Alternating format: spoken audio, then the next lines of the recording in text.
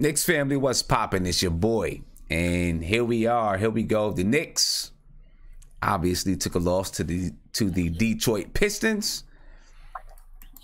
What did we expect? I'm not sure we expected any much more than that. It wasn't a blowout. It was an okay game, a decent game. I didn't see all of it. I seen most of the second half though. So we're gonna go ahead and talk about this. Let's get with it. I know, folks. I know. I need a new intro. It's coming. I promise you, it's coming. New intro is coming. I promise you that. I got my man Viv in the video chat, and I see somebody else just tried to jump into the video chat. So we're gonna let this person in. Talk about the game a little bit. Like I said, I didn't get a chance to see the whole game. I was coaching my daughter's game, and I was coaching, well, not coaching, but you know, I had to be there for the boys' game. You know, we do the girls' varsity, the boys' varsity at the same time. So, you know, and here goes, you know, Isaiah come in as usual with the sound loud. You know, instead of having a silent in the background, he's got the sound on so that when I let him in, we can, you know, everybody can hear whatever's going on in his background. But anyway, hopefully he got the message. Right, Isaiah? But let's talk about this game a little bit. I want to get, you know, I want to know what you guys think about the game. Dennis Smith Jr. had 25 points, well, 5 rebounds, 6 assists. He also had 4 turnovers. Not a horrible game. I'm not saying he had a horrible game or anything like that. I mean, he had a decent game. But I'm pretty sure there's some things that people want to say and some things that people think about, you know, Dennis Smith Jr. and what he does so far, what they've seen so far. I guess, I mean, I'm satisfied so far. I'll say that. You know, I'm in my honeymoon period with him. It's my honeymoon period with Dennis Smith Jr. It should be all of ours honeymoon period with Dennis Smith Jr. It should be all of us. I'm not opposed to having criticism for the young man, but it should be our honeymoon period with him because he's just getting here.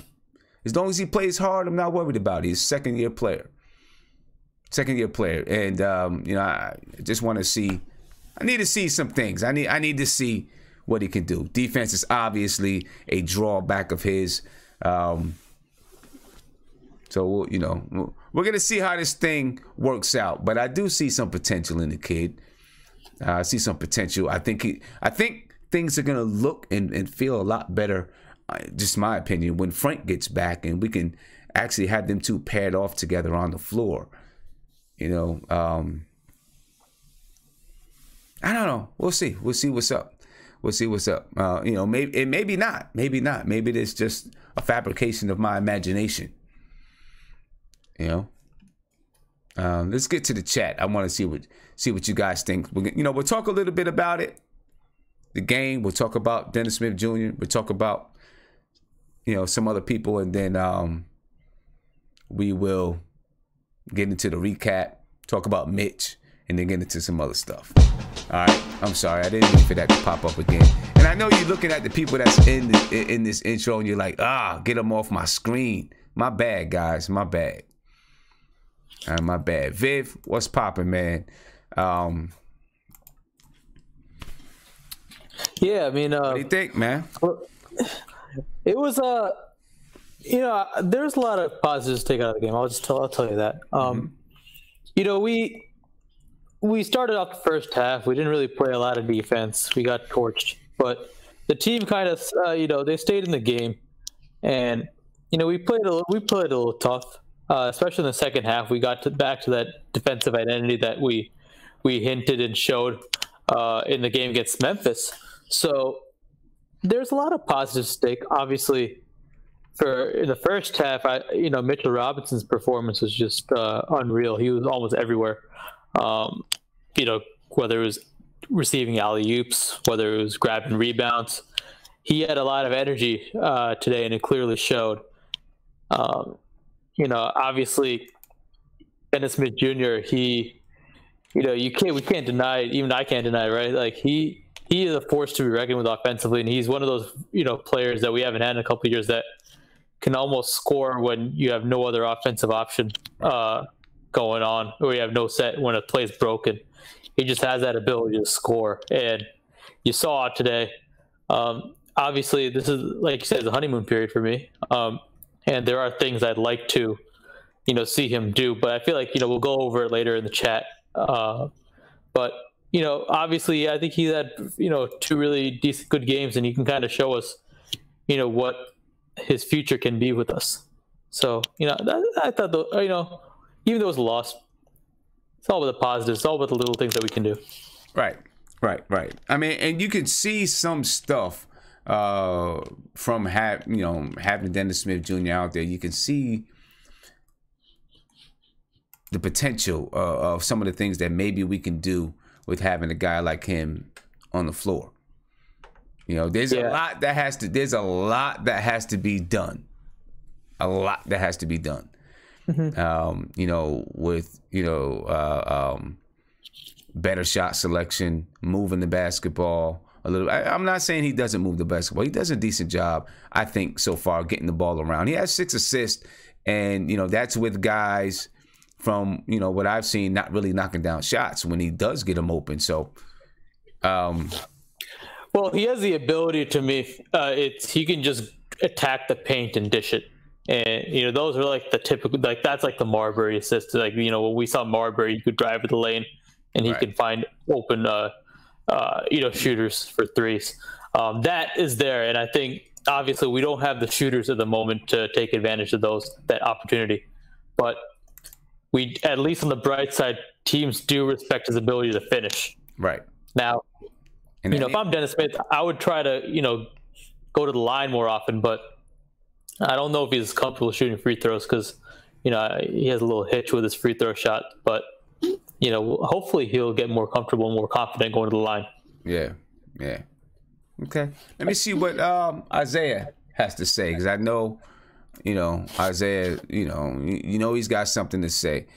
I mean, I'm just going to ask you to stick to the topic. Don't go off on like 27 different tangents. Sometimes you do. You and Mark, you guys like go off and, we'll be in on Mars, and then about 3 hours later, bring it back. All right. So here we go. Go ahead, Isaiah, man. I'm not as bad as Mark. No, you're not as bad as Mark. Yeah, I'll ask Mark. I'm not gonna lie to you. I do. I notice myself. I do go off topic a little bit. Listen. I'll ask Mark. I'll say, Mark, what color is the sky? And he'll start talking about the dirt, the trees, the yellow flowers, and never get to the sky until I say, Mark, I asked you what color is the sky, and then he'll be like, well, you know what, Sim? Everybody says it's blue, but I'm gonna tell you what's real.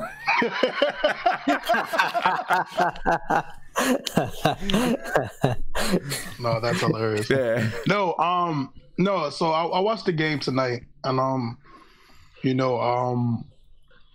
the sky is actually green. If you want to keep, no, I'm playing.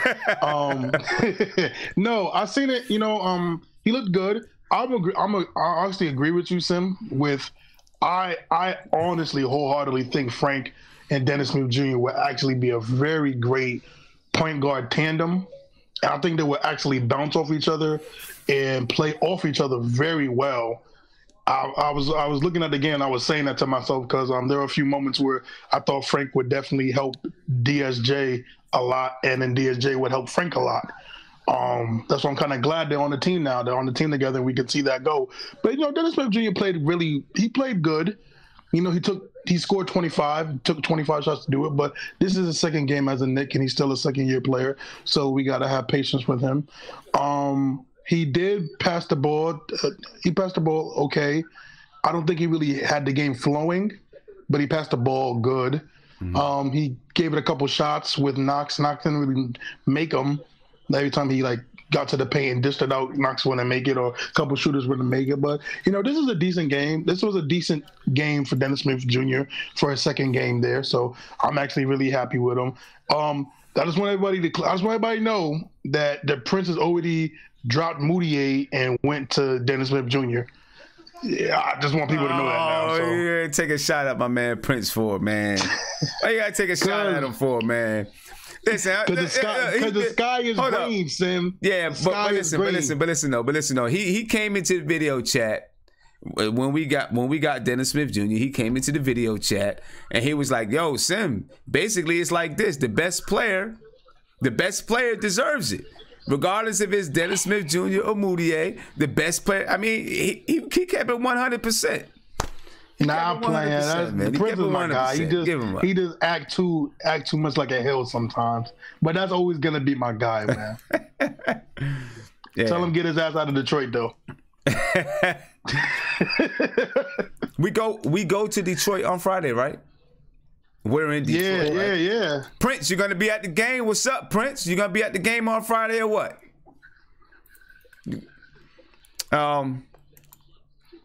Well, you know,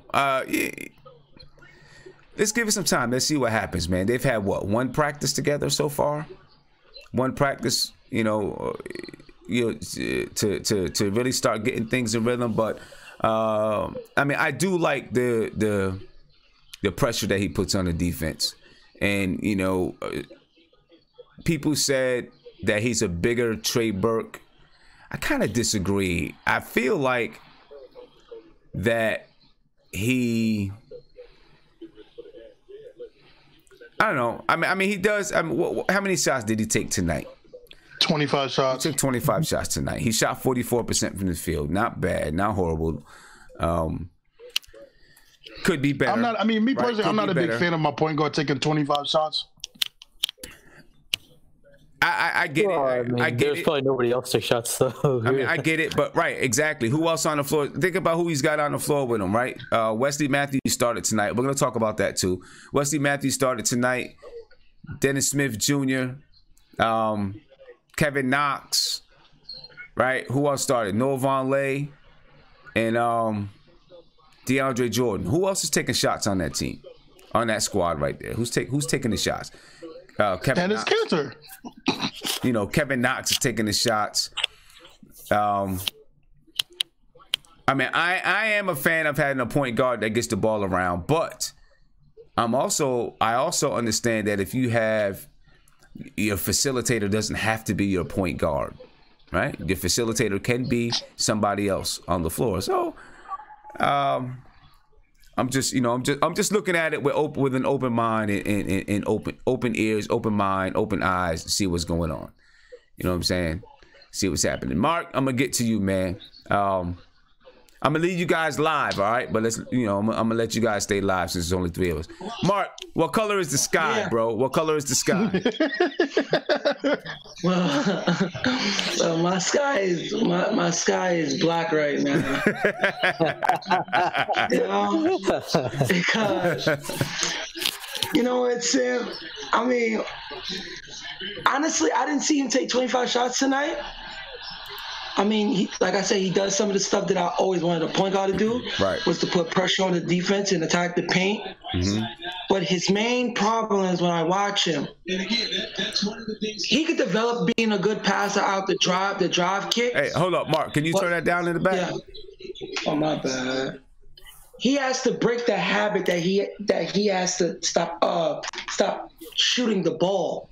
He has to break a habit that he has because he's a 2 guard. He's really he's small, but he's a 2 guard. He played like that in college, and he played like that on Dallas. He's not much of a point guard. He will make plays from here and there, but he don't have the point guard mentality to pass the ball all of the time. Because I didn't realize he took 25 shots.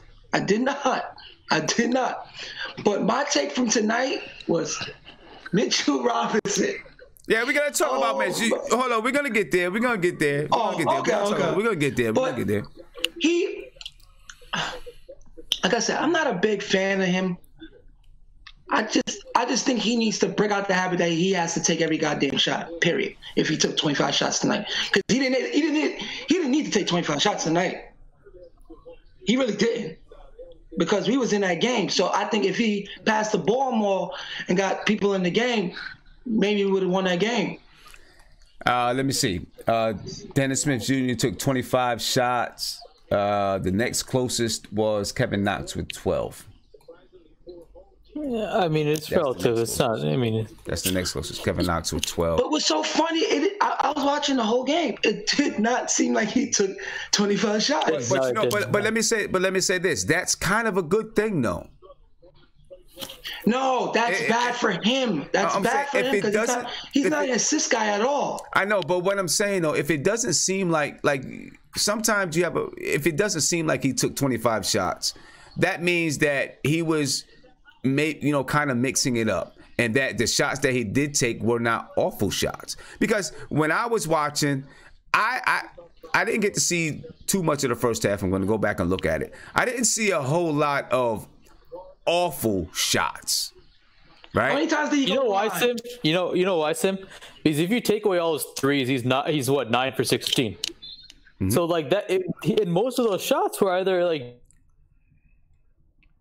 or they were layups. He attacked the paint a lot. How many times did he go to the line then? He lined, I think, once or twice. Oh, God. Come on. Yo, Sim, am I live, Sim? Yes, you're still live. Sim, can I say something real quick, Sim? Go ahead. Because people think I'm trying to hate on Dennis Smith Jr.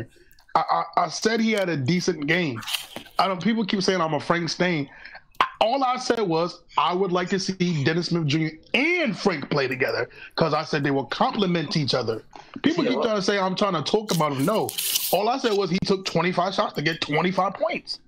I don't know what people are trying to think. I'm trying to hate on him. I'm not. I like what he did. He passed the ball. He did okay with the assist. He got guys open. Guys didn't make the shot. That's not on Dennis Smith Jr. What I like, people are trying to say I'm hating, but I'm not. I'm really not. I just said he had a decent game. There's a difference. I just like the pace that he plays with. He plays a good pace. What I like though, he's not settling in his comfort zone either. Like if he wanted to be in his comfort zone, he could just he could do pick and rolls with DeAndre Jordan all day. But he's not. He's trying to play within the flow in the system a little bit. So you see it there. Obviously, like the reason he took 25 shots, it didn't really help that he took 9 threes, of which he only made 2. I mean, his 9 threes. Yeah, well, that's a question of shot. I think his shot is a little bit, he got a little work to do because there's like a hitch. You can see in the free throw. Yeah, he does. He does. He got like the ooh, and then boom. It's like he has a little hitch to it. Yeah, but that hitch got to go. Yeah, that's why he's shooting very low from the free throw line, relatively speaking. Like he only goes. Then he's not a great 3-point shooter. Then that's why. Yeah. Well, no, I mean he's never been. I mean he's only been in the league for a year, but he's never been a great 3-point shooter. Nick fan. Yeah, my God. Hey, Nick fan. I just want to respond to someone in the chat. Nick fan, you said I need new people on the live already. Guess what? Anybody can get into the live video, my friend. So we tell y'all to come on the live all the time. So it's not that I'm choosing people to come in here. People choose to ask to come in. Wait, hold on. That's Sim. that. When everything went down with KP, how many unknown people came in that day? Yeah. So I mean, so I guess it remains to be seen. How things are going to work with Dennis Smith Jr. I'm going to tell you the one concern that I have. Oh, come on, Gammo. Take that tissue. The one concern that I have, and the reason why he's not going to be afraid to take maybe 25 shots a night is because David Fizdale has already said, you just go out there and play your basketball game, we'll work out the kinks. Listen, I'll say this. I don't mind I don't care. This is just the kind of coach that I am. I don't care how many shots a player takes as long as as long as they are good shots, right? Yeah, but and also as long as they are good shots, but also we don't want there to be the Knicks took 90 shots tonight, right? We want there to be a disproportionate percentage of one player taking those shots. You know what I'm saying? But if he's going to take 25 shots, he has to pass the ball a little more because we don't have players that can go for their own shot. So to be fair, a lot of our shots gonna rely on him from passing the ball. Yeah. I mean, look, our percentages don't. It doesn't help that a guy like Wes Matthews is a bricklayer, and it doesn't help that Dotson was only 1 for 7. Yeah. So and that's exactly what I was going to say. Hey Sim, why did he take Dotson out the starting lineup? I thought he played pretty well the last 2 games. We're gonna get to that. We're gonna get to that soon. I mean, Short answer, I think he took him out because, you know, they're looking, they want to put Wesley Matthews in there. They see if they can get a trade, get a trade for Wesley Matthews. What's up, Guillermo? You're live. I got everybody live so we can just have a good conversation. Yeah, I just said the same thing you just said. They're trying to showcase Wesley Matthews to trade him off. But I was actually at the game today, and I would say this. Yo, man. You got money, bro. How do you keep going all these games? Yeah, it was actually because my former coworker, he couldn't get rid of the tickets, so he was just like, "F it, let's just go." And I was like, Bro, "All right, those tickets are cheap. They were terribly cheap." But and there are a lot of empty seats. Not like crazy, but there's a lot of empty seats. I'll say this, Sim. The good thing, man, Mitchell Robinson is a player, man. Oh my I told y'all. Sim, you don't. And for the people that underestimate defense, every time that boy made a defensive play or he had the alley, he had 4 alleys in the first quarter and some change.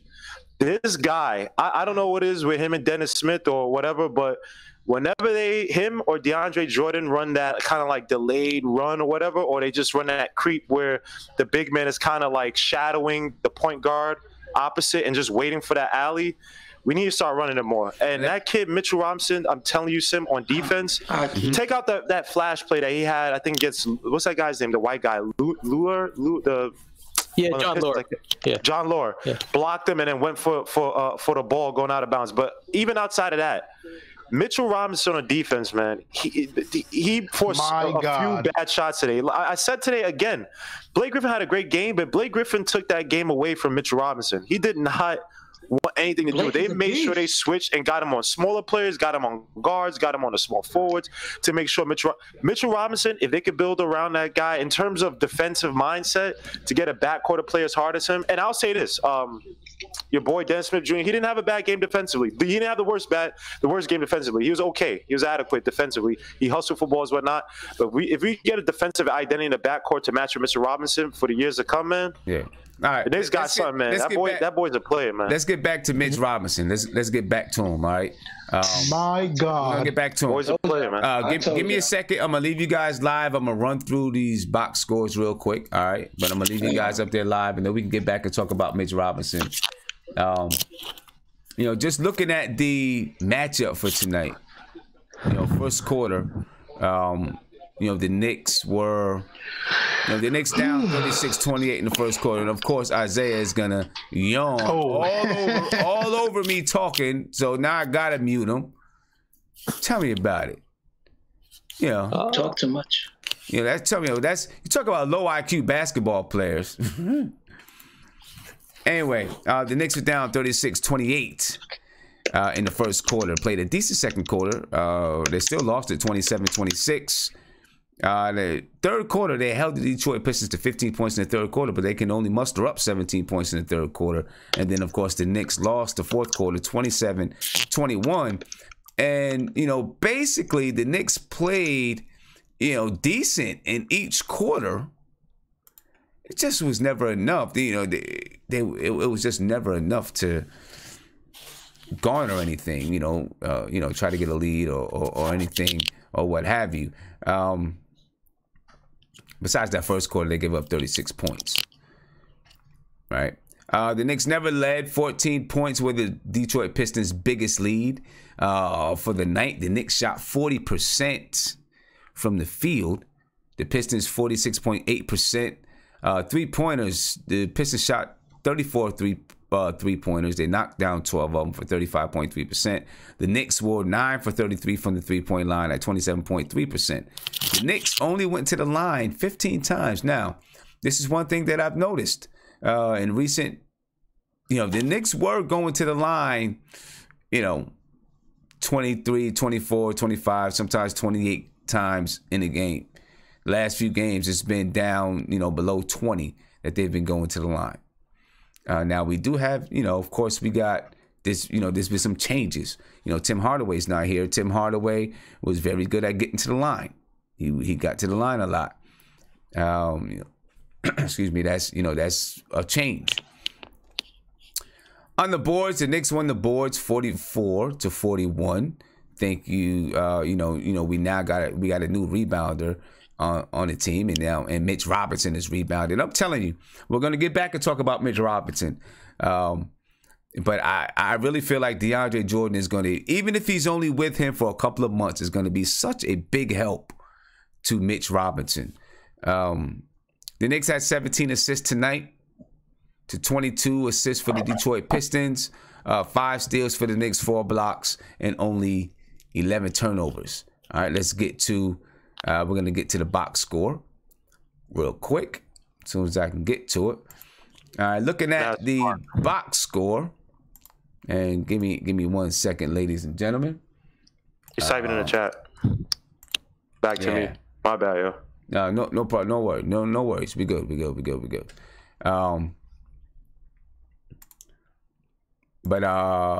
am I? Oh, here we go.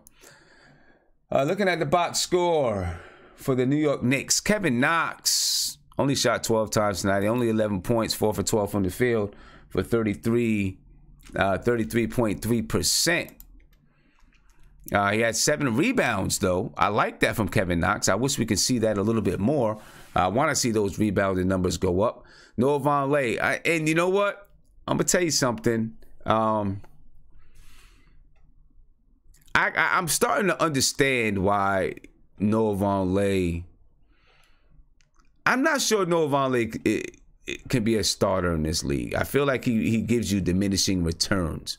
You know, I feel like you got to play him in stretches. He comes in and gives you a few things, because sometimes one of a player on any level, one of the things that makes a player good, in my opinion, is knowing your limitations. Sometimes I'm not sure if Noah Vonleh knows his limitations.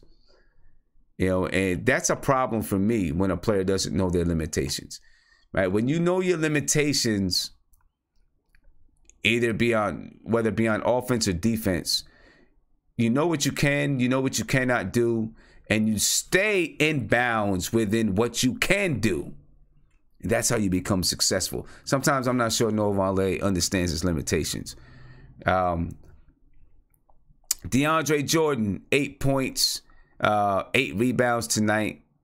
Was in foul trouble all night. Obviously, he fouled out.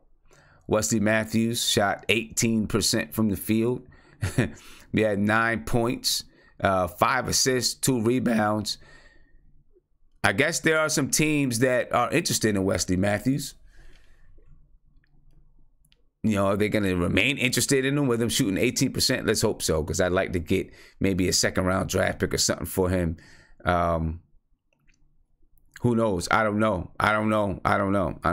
You know, he makes a good amount of money. I'm not sure when or where we can move him. I'm definitely not willing to take money back, given what we're looking to try to do in free agency. Dennis Smith Jr. tonight, 25 points, 6 assists, 5 rebounds. He also had 4 turnovers.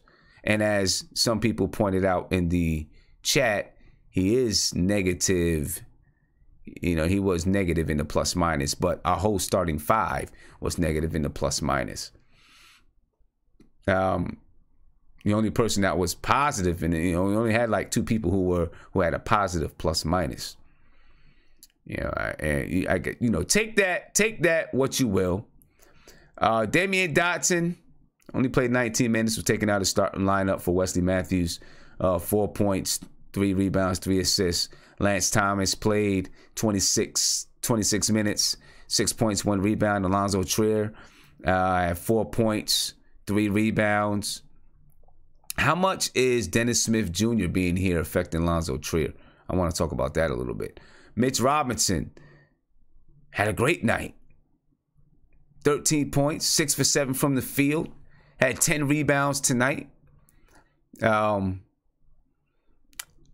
don't know if you want to call it a breakout night for him. Maybe it is. I don't know. But, this is one of his better games of the season. I love the fact that he was able to pull down 10 boards. He also had 2 blocks. Love the fact he was able to pull down 10 boards. And look, what we're seeing, and maybe it took someone like Dennis Smith Jr.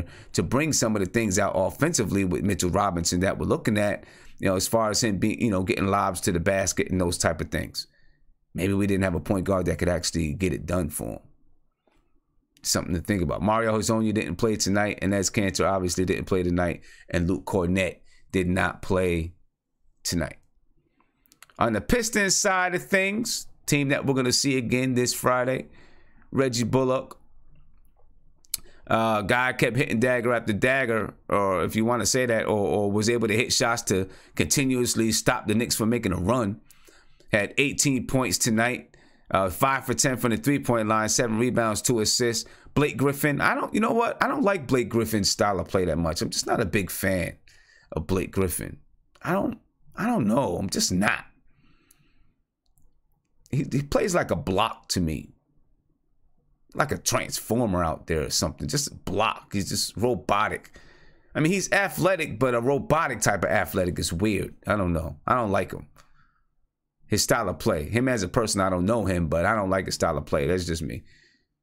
Anyway, he had 29 points, 6 rebounds, and 8 assists. Can't argue too much with that. He also had 5 turnovers. Andre Drummond had 17 points, 16 assists. Also had 5 blocks. Did Andre Drummond. Bruce Brown, 2 points, 1 rebound. Reggie Jackson had 19 points, 7 assists. Jose Calderon, once a Knick, always a Knick. Jose Calderon. Listen, you know what? I like Jose Calderon. I do. I know he can't play a lick of defense. Like, his defense is, he might be the worst defensive guard to ever come to New York, maybe. I don't know. His defense was terrible, but I just like Jose Calderon. I don't know why. Langston Galloway again. Oh, Jose Calderon, my bad. 6 points, 1 assist. Langston Galloway, again, once a Knick, always a Knick, 3 points. Stanley Johnson, 3 points, 3 rebounds. Luke Kennard had 2 points. Zaza Pachulia had 5 points. Yeah, that's the rundown. And we're going to see these guys again on Friday. We'll see these guys in going to Motor City Friday. Probably not going to get a win, but that's cool. We're still going to Motor City. All right. Let's talk to these guys a little bit, man. Let's talk some more about Mitch Robinson. All right, because Mitch Robinson, talk some more about Mitch Robinson, man. Yeah. Mitch Robinson tonight, again, as I said, Mitch Robinson had 13 points, 10 rebounds, 2 blocks. I don't know if we want to call it a breakout night for Mitch Robinson, but it definitely is one of his best games as a New York Knick. All right, so big shout out to Mitch Robinson for that. But I want to ask you guys is do you think DeAndre Jordan already has had an impact on Mitchell Robinson? I do, right? Because I think it does some things for Mitchell Robinson. I think having DeAndre Jordan there allows Mitchell Robinson, and maybe he didn't feel any pressure from the beginning, I don't know, but I feel like it allows him to relax a little bit because he knows that, how do I want to say it? It's like if you're an understudy, right? If you're an understudy in whatever type of career, you know that if you make mistakes or you mess up, you have your mentor there to help you fix those mistakes. Maybe even fix the mistake for you and then say, here's how you do it. This is what you do next time. Right? I think that's big. And, you know, even if you have a point, like we got young point guards in Dennis Smith Jr. now, Emmanuel Mudiay, Frank Ntilikina. Imagine how much it would benefit these guys to have a veteran point guard there, in my opinion, to have a veteran point guard there to kind of, you know, show these guys the right way to do it on the floor. Even if they're not getting minutes, to just be able to talk them through issues, talk them through mistakes, those type of things. We don't have that, but I really think it would benefit these guys so much to have that kind of point guard, which is why I will continuously go back to Jarrett Jack, that I wish we would have kept Jarrett Jack on his team. And that's kind of something that I don't like. I wish we would have kept him here because I think he would have helped out our young point guards. But DeAndre Jordan, to me, he's got to really be helping even if he's only here for 3 months, helping Mitchell Robinson, really helping Mitchell Robinson out and helping Mitchell Robinson to become an NBA center. He is exactly what Mitchell Robinson needed. Clearly and obviously, Kanter is nowhere near what Mitchell Robinson needed on his team, because he clearly is not helping or teaching Mitchell Robinson how to become a professional. Now, they play a different type of game.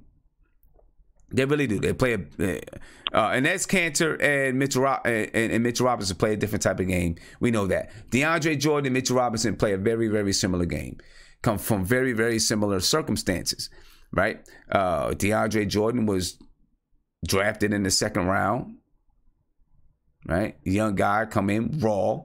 Mitchell Robinson's the same exact thing. You know, I feel like he's probably having an impact right now as we speak. And I think because of it, we're going to see more games like this from Mitchell Robinson. Tony Crow, what do you think, man? Yo, shout out to the chat. We're back this time. I'm chilling, man. What's good with you? How you feeling? I'm good, man. A good game. Mm-hmm. Like what I've seen from Dennis Smith. Love that first half of with Mitchell Robinson. As far as the impact, I think he'll have a long-term impact. I think what we're seeing is like right after Rasheed Wallace had his little talk with him. Mm-hmm. I think he took the pointers and applied it immediately. Unfortunately, that was a one-day situation. I think DeAndre being here, at least for the remainder of the season, is definitely going to be a good impact on Mitch. DeAndre came in doing the same thing, fouling out early, going after every single shot, falling for the pump fake. Right. So, I think that's gonna spurt his growth.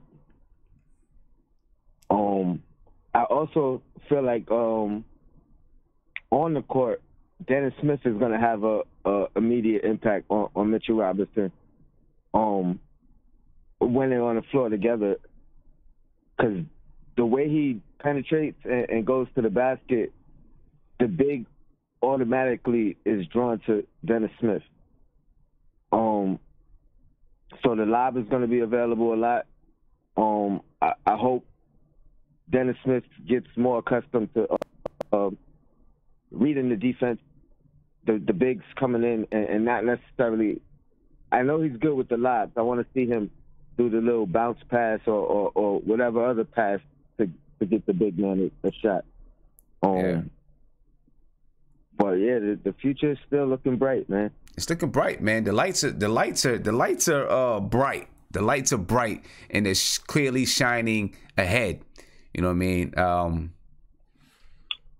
For the Knicks, I feel like they are. I know that there's a lot of people out there that don't feel like they feel like the Knicks aren't going to get anything in free agency and all that kind of stuff. And you know what? I'm not worried about it if they don't. Really, I'm not. Yeah, as long as they don't overpay or pay for one of those two guys that we want. You know what I mean? If it's not those two guys, then wait. Exactly. Wait it out and grow. Exactly. Just don't do anything stupid. Don't do anything silly. Just do be smart about it. That's all that they got to do. And I trust these guys. But I'm gonna get to the front office. I know I brought that up early. I'm gonna get to the front office. But I really do trust these guys and what they're doing. Yeah, man. Yeah, I mean, I'm excited, man. Me too. Robinson he has great potential. He's more of a project, but with a guy like with Jordan there right now, and the potential of whomever is going to come in the future, I think we're going to be all right. Yeah, I agree with you. I agree with you 100%. And I really do hope that we can keep DeAndre Jordan around, because it's going to take a few years for Mitchell Robinson to be the center that we want him to be. And in the meantime, if we can find a way to keep DeAndre Jordan around, we can fill in those, we can fill in that role for a little while, until Mitchell Robinson is 100% ready. You know what I mean? But rumor has it DeAndre Jordan is a real close friend with Kevin Durant. Yeah, he's a real. It might be some kind of Texas thing. Listen. They are so close of friends, and this doesn't mean that DeAndre Jordan is bringing Kevin Durant here, but DeAndre Jordan and Kevin Durant are so close of friends that each of them have vowed. You know how you got boys who kind of, when you get married, I'm going to be in your wedding. When I get married, you're going to be in my wedding. They've done that. They've agreed. They've already said that they are going to be groomsmen in each other's weddings. That's how close of friends that they are. Kevin Durant tried to recruit Mitchell Robinson to play at DeAndre Jordan to play in Texas with him. That's how close of friends that they are. Those two guys are like really, really close friends. And updated news, just really quick updated news. We just seen Reggie Bullock torch the Knicks with threes, and he's been traded to the Los Angeles Lakers. For who? I'm not exactly sure. The Detroit will create a $2.5 million trade exception with the Reggie Bullock trade to the Lakers. Bullock is in the final year of his contract, and Los Angeles will inherit his bird rights in the summer. I've got to look at it. Oh, here we go. The Lakers have agreed in principle to trade guard, somebody that I can't pronounce, and a second-round draft pick to the Pistons for Reggie Bullock. So there you go. There you go. Walk off the floor, and you get traded. You're gone. Might be happy, man. You can leave that cold weather, get to the warm weather. He might end up on the Pelicans. Huh? He might end up on the Pelicans. You never know.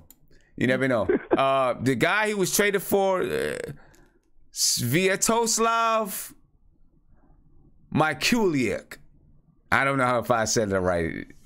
That's who he was traded for. Yeah, we'll figure it out. As long as it wasn't one of those other guys. Yeah, it wasn't one of those other guys. It's somebody that got a lot of letters from the alphabet in his name. You know what I mean? Yeah, but definitely, man, DeAndre Jordan and Kevin Durant, really, really close friends.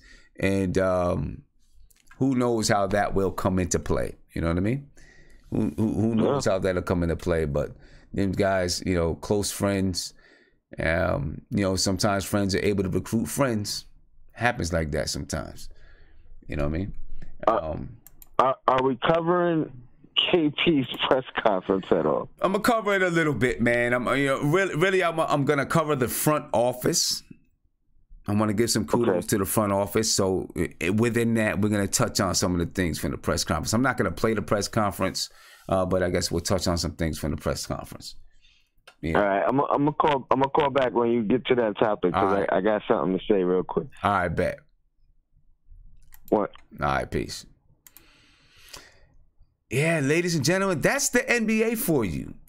That's the NBA for you. You walk off the floor, you go to your locker room, the coach gives you the end of the game speech, and then calls you to the side and says, Reggie, come here. Let me talk to you real quick. You've been traded to the Los Angeles Lakers. Then he sits back down and he opens up his phone. He can't post anything on social media yet because there's a time limit from the time that your game finishes that you can start posting on posting on social media.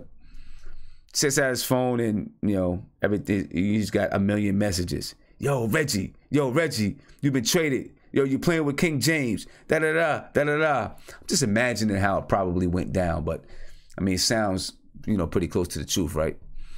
It's crazy. The NBA can be a crazy, crazy world, but like LeBron said, you're getting paid to play the game that you love, so it's not like you're out of a job. You know what I mean? Not like you're out of a job. Let's get to these guys in the chat. I want to find out what they think about just the question that I asked about DeAndre Jordan, the impact that he's having already on Mitchell Robinson. And because I think with this impact, we're going to see more games like this from Mitchell Robinson. More games like this from Mitchell Robinson. All right. I might as well get to my man. We got Z in the chat. We're going to get to Z since he's brand new. Oh, snap. You flexing already. Okay. Yeah, bro. I just came from the game, bro. I was right next to the Detroit Pistons bench right now, so I was just watching everything. It was interesting. All right. So what's up, Z? So from what you see close up, you know what? Z, can you? Hold on. You know what the best thing was? The best thing was it was free tickets, baby. All right. All right. So Z, can you hear me? This is Simeon. Can you hear me? Yeah, I can. Yeah, I can hear you, baby. Go ahead. So looking at the game close up, what did you notice about? Let's start with Mitch Robinson. Mitch Robinson had a fantastic game, bro. You could tell in a year or two right now, if he had the proper veteran, the proper mentor, he's gonna be a monster, dude. I mean, you could tell that he doesn't know what he's froze up a little bit. Doing. Okay. I was more impressed with Dennis Smith Jr. though. I'll be honest with you. Dennis Smith Jr. really put on a good show today. You know? Yeah. I mean, yeah. Dennis Smith Jr. had a decent game. He shot 44%. Dennis Smith Jr. had a great game.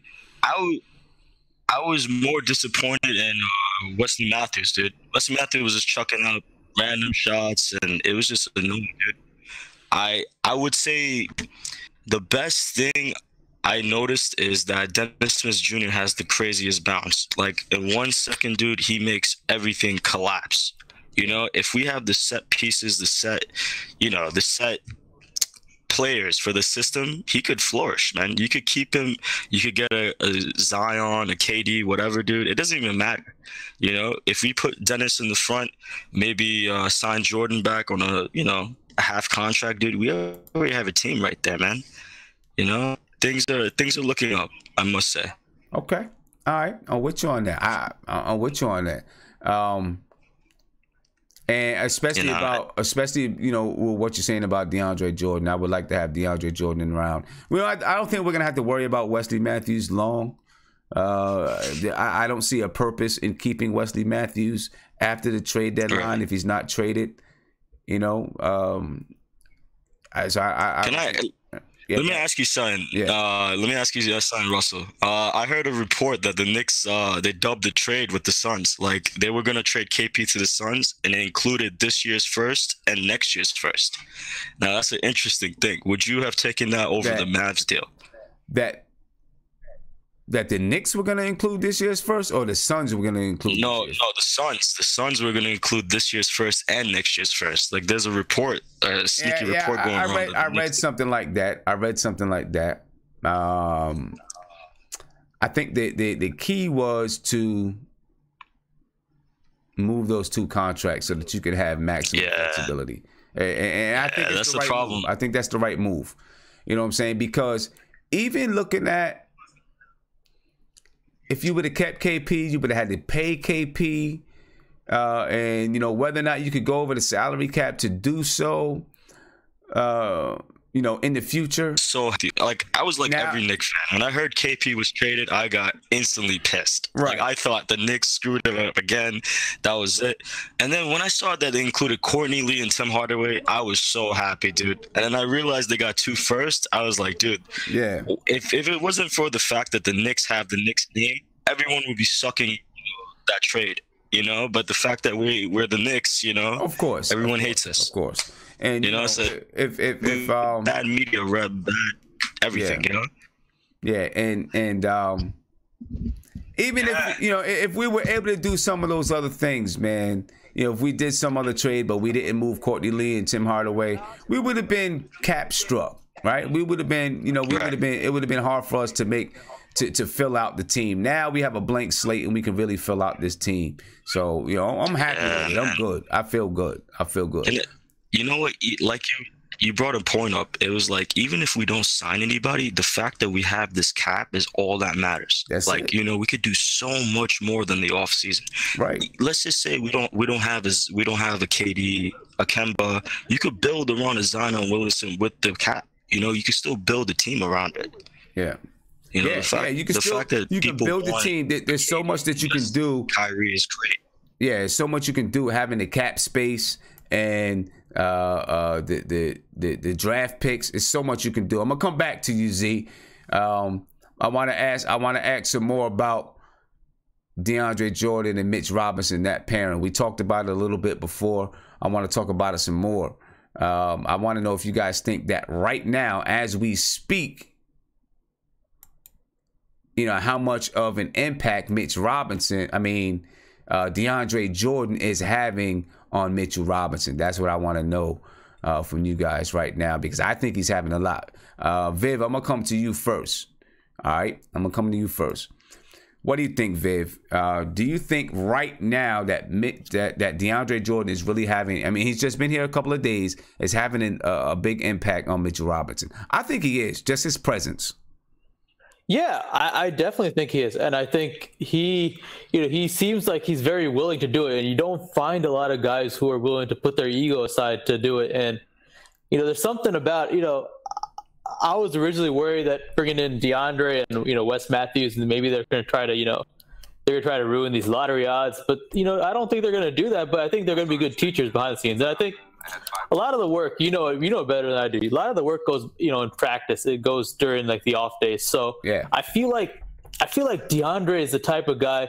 You know, he puts in a lot of work. You know, during the, you know, he has a healthy diet. You know, he has, you know, a lot of, you know, a lot of work. You know, whatever he does during the, you know, off days or whatever. You know, he's very disciplined in practice. So, you know, I think that work ethic is definitely going to be a positive influence towards Mitch Robinson. I just think that I'm more impressed that he's willing to accept that role. You know, it seems like he is. It could change in 48 hours. I don't know. They could buy him out, but at least in the first few days, it seems like they really value his leadership, his mentorship, you know, whatever it is. I think, and I guess this is the first time for DeAndre to get, you know, be in this type of role, and I'm pretty sure, you know, he's taking it, you know, with some sort of pride too. But their games are, I don't know, it's very similar, but when DeAndre came into the league, you know, he was really known for, I think, two things. Well, one thing at the time, really. It was really just dunking the ball with authority.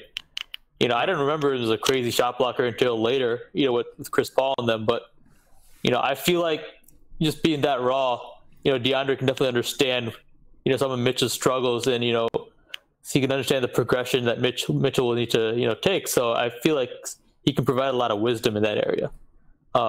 So I've actually been impressed, and I think it'll rub off on him in a positive way. Yeah. I don't know how long it'll be, or however long he is going to be here, it's going to be a positive impact. So let me ask, what would be just from some of the things that we're saying? We're talking about DeAndre Jordan being a mentor for Mitchell Robinson, leadership. I know some people say that his defense isn't the same, but I still think he can be a defensive leader for us, right? You know, the kind of guy that's calling out, talking the team through the defense, right? Obviously, he's friends with KD. Friendship with KD aside, what would be the benefit?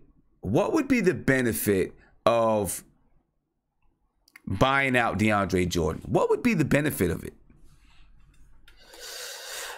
The only benefit is to help DeAndre. And if DeAndre wants to go back to the playoffs, and if he's really, you know, if he's really motivated to go back to the playoffs, then you're just doing a favor for him. And if you do a favor for him, understand that DeAndre Jordan is friends with Kevin Durant, dating back from their days in college. And, you know, if anything, DeAndre will put a good word in. Okay. So if you buy him out, you're doing it because he wants to, you know, go to a team because he wants to go to a playoff team, right? Yep. Right. I get that. I do not disagree with you. I get that right there. That makes a lot of sense. That makes a lot of sense. If that would, and to me, that would be the only benefit to doing it, right? That would be the only benefit to doing it. You keep them because if you get some big guys, you're going to need them around. How long do you think it's going to be before Mitch Robinson? Let's just assume, right? Let's just say that we keep DeAndre Jordan.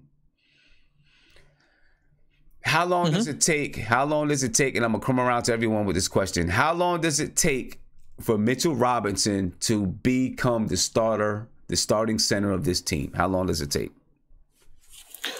For Mitchell Robinson, probably around March 1st.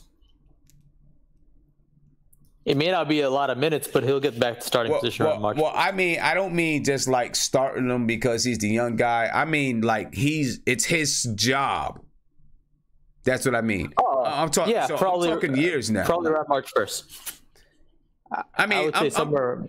So you mean by March? I'm saying I don't mean by like this year. Like it's your job. Yeah, you're going to be the starter for this year. I'm saying how long does it take for Mitch Robinson to become a legitimate starting center in the NBA that can help be, be the starting center of a playoff contending team?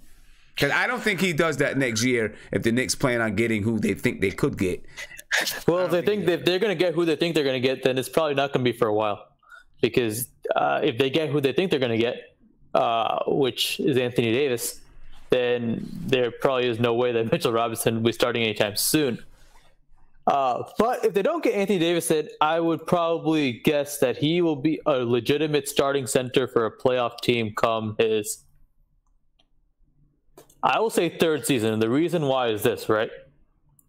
We know that Mitchell Robinson, he got a lot, like right now he's relying a lot on, his pure instinct, right, to get buckets. Mm-hmm. So, there's not a lot of skill. And then, we got to work on strength. And then you got to work on, like the IQ of the game, right? So, if you look at all three of those things, it's hard to learn all three things, one summer. So I feel like, certain things will come in time, but it can't all be. It's impossible for everything to be done at once.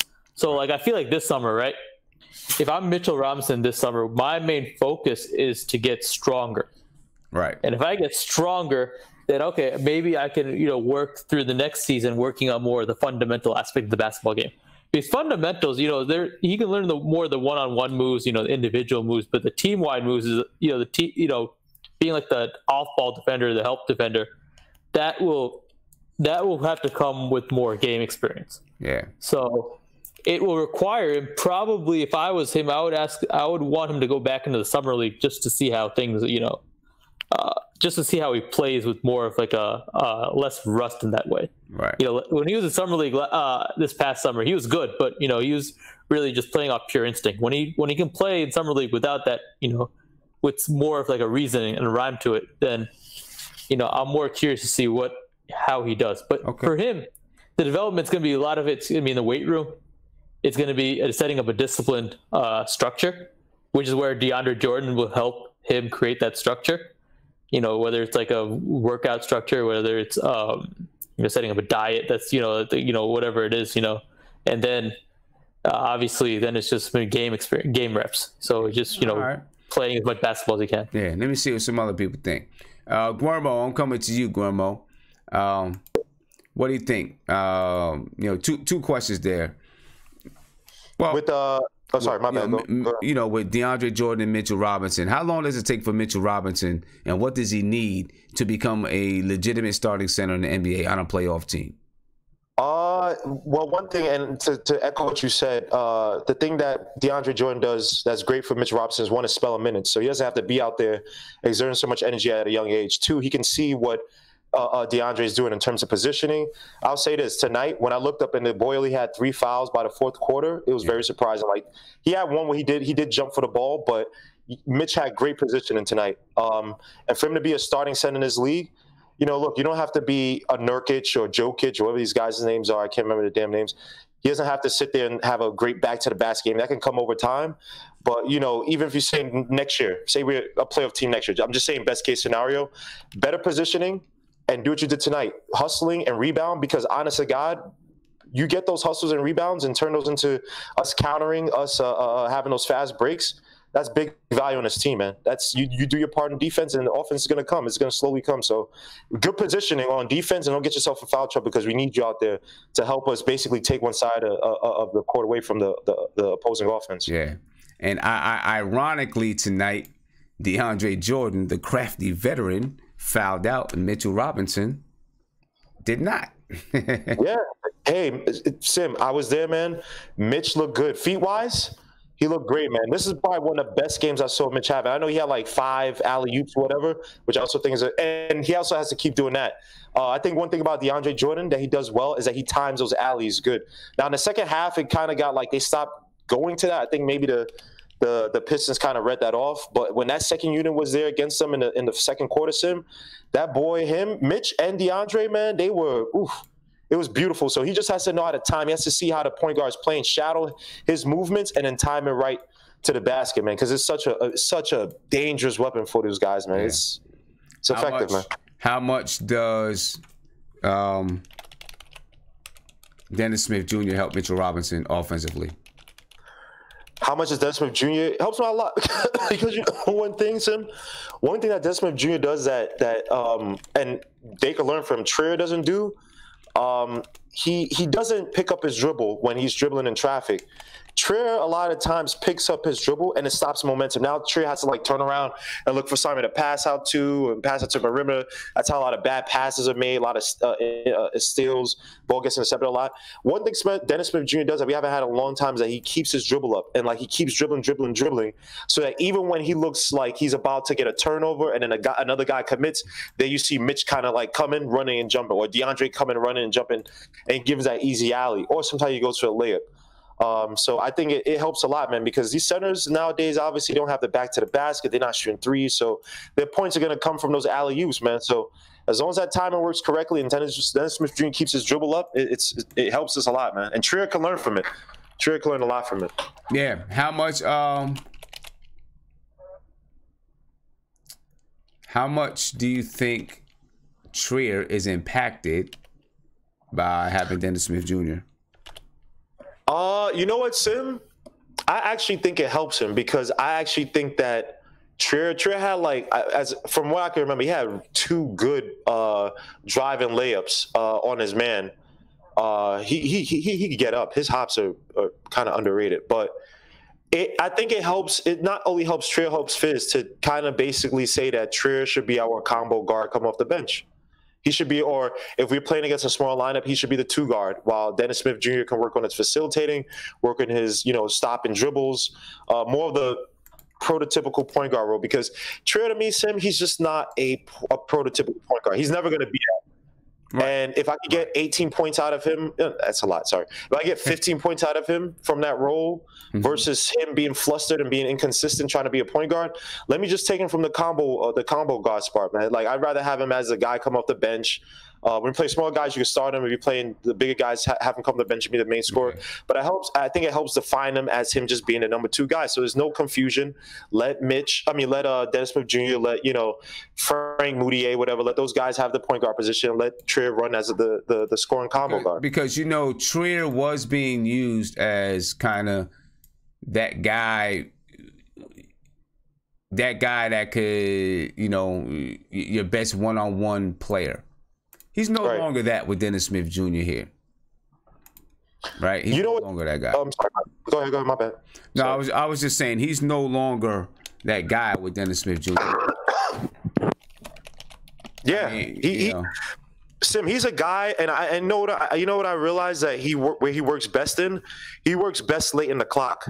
On the shot clock. He's not a guy that you want where it's 18 seconds left because honestly, I think he's processing too much, especially when he's in the top of the key. He's just processing too much. And some guys, you can't turn a tiger, into a bear, man. He is what he is. Let him get the ball when it's 7 seconds left. As I've seen, he could beat his man, but sometimes when he tries to facilitate the pick and roll and then he'll pick up his dribble because then he wants to like kind of stop it and shoot and he gets stuck. That's not his game. So let's just have him play his, I won't say tunnel vision, but let him just play that one way. And when guys overcommit, just say, hey, do that wraparound to Mitch. I've seen him do it. I've seen Dotson do it. Do the wraparound to Mitch or whoever the center is and get the easy bucket, man. Just go out there and play a game. No need to try to make him a point guard because he's just not it. We try to make Burke a point guard and look how that turned out. He's, Now he's in Dallas. But yeah. Now, do you think just Trey Burke for a minute? Do you think he's going to get playing time in Dallas because they don't have guards? They got rid of Dennis Smith Jr. is now in New York. Will he play in Dallas? Who's their other? They don't. I'm trying to think of the other guards. I can't really think of it. I mean, I think they play by default. They have Devin Harris, but Devin Harris is, Devin Harris is a little older, more of a veteran. I think the guy that's going to take up Burke's minutes is actually Hardaway, because they're stuck with Hardaway, and they need to see how he fits with Doncic. Maybe Burke can play as the guard coming off the bench. But he's not really a guard. He's like a miniature two guard. And I think that those minutes are going to go to Hardaway. But Hardaway was most likely going to start, because who's their two guard on that team? I can't even – is Doncic – and then I can't think of the two guard who plays on the Mavericks. So I think Burke is kind of screwed, man. He's that veteran that's floating in a wind kind of situation, man. Yeah. I know. I feel bad for him a little bit. I feel bad for him a little bit. You know what I mean? He developed under us. Yo, Sim, you don't understand, man. From not football, but baseball, man. Like I love it when you have these guys who are written off for dead and they resurrect their careers and they find, some type of redemption. And it just sucks that, couldn't find it with us. I mean, but it's limitations, man. It's just too small of a, too limited of a player, man. Yeah. So I'm gonna get to this next topic, guys. And I didn't get around to everyone, but I'm gonna get around to everybody. All right. So the trade deadline is coming. The trade deadline is coming in 2 days. In 2 days is the trade deadline. Right. And a lot of things going on. Rumors. There's always rumors around this time. And obviously, I mean, I'm on record as saying, a while back that I thought the Knicks were going to be quiet. Right? I thought the Knicks were going to be kind of quiet at the trade deadline. Obviously not. We get the big trade with KP. I want to know, are there more trades coming? Right? Are more things going to happen this trade deadline for the New York Knicks? Right. I mean, obviously, we know about Wesley Matthews, and we're going to look through, some guys that I think would probably be available for trade. Right. And just, we'll talk a little bit about it and whether or not they're going to get traded. And then we'll talk about some other rumors that's in the NBA as well. All right. I want to talk about the ridiculous asking price for Anthony Davis, because that's crazy. And kind of for Anthony Davis, this is a sticky situation. We'll get to it. I'm not even going to pull it out. We'll get to it. I'm not even going to ask it right now. So let's just take a look real quick at some of the guys on our team that I think could possibly be trade bait or wave bait. Trade bait or wave bait. Right? Some people on this list, people may disagree with me. And I'm sorry, I got Tim Hardaway on there. And Tim Hardaway's already been traded. So let me take Timmy off this list, because Tim Hardaway is already gone. So we're going to get Timmy off this list. All right. But Emmanuel Mudiay. Now, I know there's some people that really, really love Emmanuel Mudiay and are big fans of Emmanuel Mudiay and want Emmanuel Mudiay, probably want Emmanuel Mudiay to stay on this squad. Emmanuel Mudiay. Do you think he's out there for trade bait? I'm assuming everyone that's on this list is out there for trade bait. Nobody on this team right now, except for probably Kevin Knox. Well, I'm not even going to say Kevin Knox. Probably nobody on this team is a lock to. No one on this team is untouchable. I mean, you know me. I've said it already that I don't think anybody in the league is untouchable. And as soon as I said that, right? As soon as I said that, a bunch of people jumped in the chat and said KP is untouchable. Well, I mean, I know KP requested the trade and all that kind of stuff. But there's some guys on our list. Emmanuel Mudiay. That's one guy. Will he be traded? Because right now you got Dennis Smith Jr., you got Frank Ntilikina, you got Emmanuel Mudiay. Right? If I had to get one, if I had to not have one of those guys, it would be Emmanuel Mudiay, and not because he's the worst of those guys. It would be Emmanuel Mudiay because I don't have him under contract. I have Frank Ntilikina under contract. I have Dennis Smith Jr. under contract, controllable contracts. Right? I have these guys under contract already. Emmanuel Mudiay, I don't have under contract, and I'm still gonna, if I keep him, if you keep Emmanuel Mudiay, if you decide that you're gonna sign Emmanuel Mudiay in the summer, I mean, who knows what he's gonna get? You already have to release his hold, right? You're gonna have to renounce his hold to open up cap space. He's going to want to go look. If I'm Emmanuel Mudiay, I'm going to want to go out and look for a spot, a place where I can fit and possibly get some playing time. Sitting here and you got Frank and you got Dennis Smith Jr., both of whom are on longer term contracts with the Knicks on their rookie deals. Maybe you don't find enough space here. I don't know. Or maybe he does. Maybe he feels like he's going to play over Frank and be the backup behind Dennis Smith Jr. Now the Knicks also may be looking at Kyrie Irving. I don't know. I think Emmanuel Mudiay would be a prime person to maybe go and trade for draft picks if you can get them. Might be. I don't know who would even trade for Emmanuel Mudiay, to be honest with you, because he's going to be a free agent. Why would you give up anything for Emmanuel Mudiay when chances are the Knicks aren't going to sign him back? So I don't even know if you can get anything for Emmanuel Mudiay unless, he's part of some larger trade that's going to help another team clear some cap space. Right? I don't know. That's a tricky one. You know what I'm saying? That's definitely a tricky one there. Who else do I have on this list? Frank Ntilikina. I see a lot of people say that Frank Ntilikina may get moved. Think that Frank Ntilikina may get moved at the trade deadline. It's a hard call. Listen, Frank Ntilikina has not done.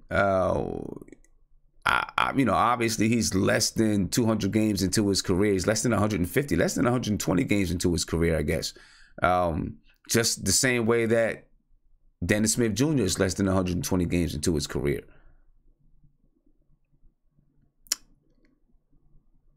It depends. It really does depend on, to me, where the team sees he's going to fit, where they value Frank Ntilikina. Obviously, in the season and a half, he hasn't performed as many people would have wanted him to perform, as I guess to be expected.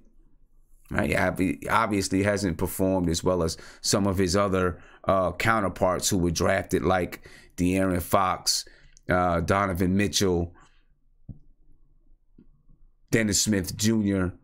Right? He hasn't performed to their level, but he's maybe going to be the better defender of that group. Lonzo Ball, right? Maybe he's going to be the better defender of that group. He's still very young. Will he be the better defender? We don't know. Maybe he'll be the better defender, right? It's going to depend on where they value Frank Ntilikina right now. And I'm not sure where that is. We know that a couple of weeks ago,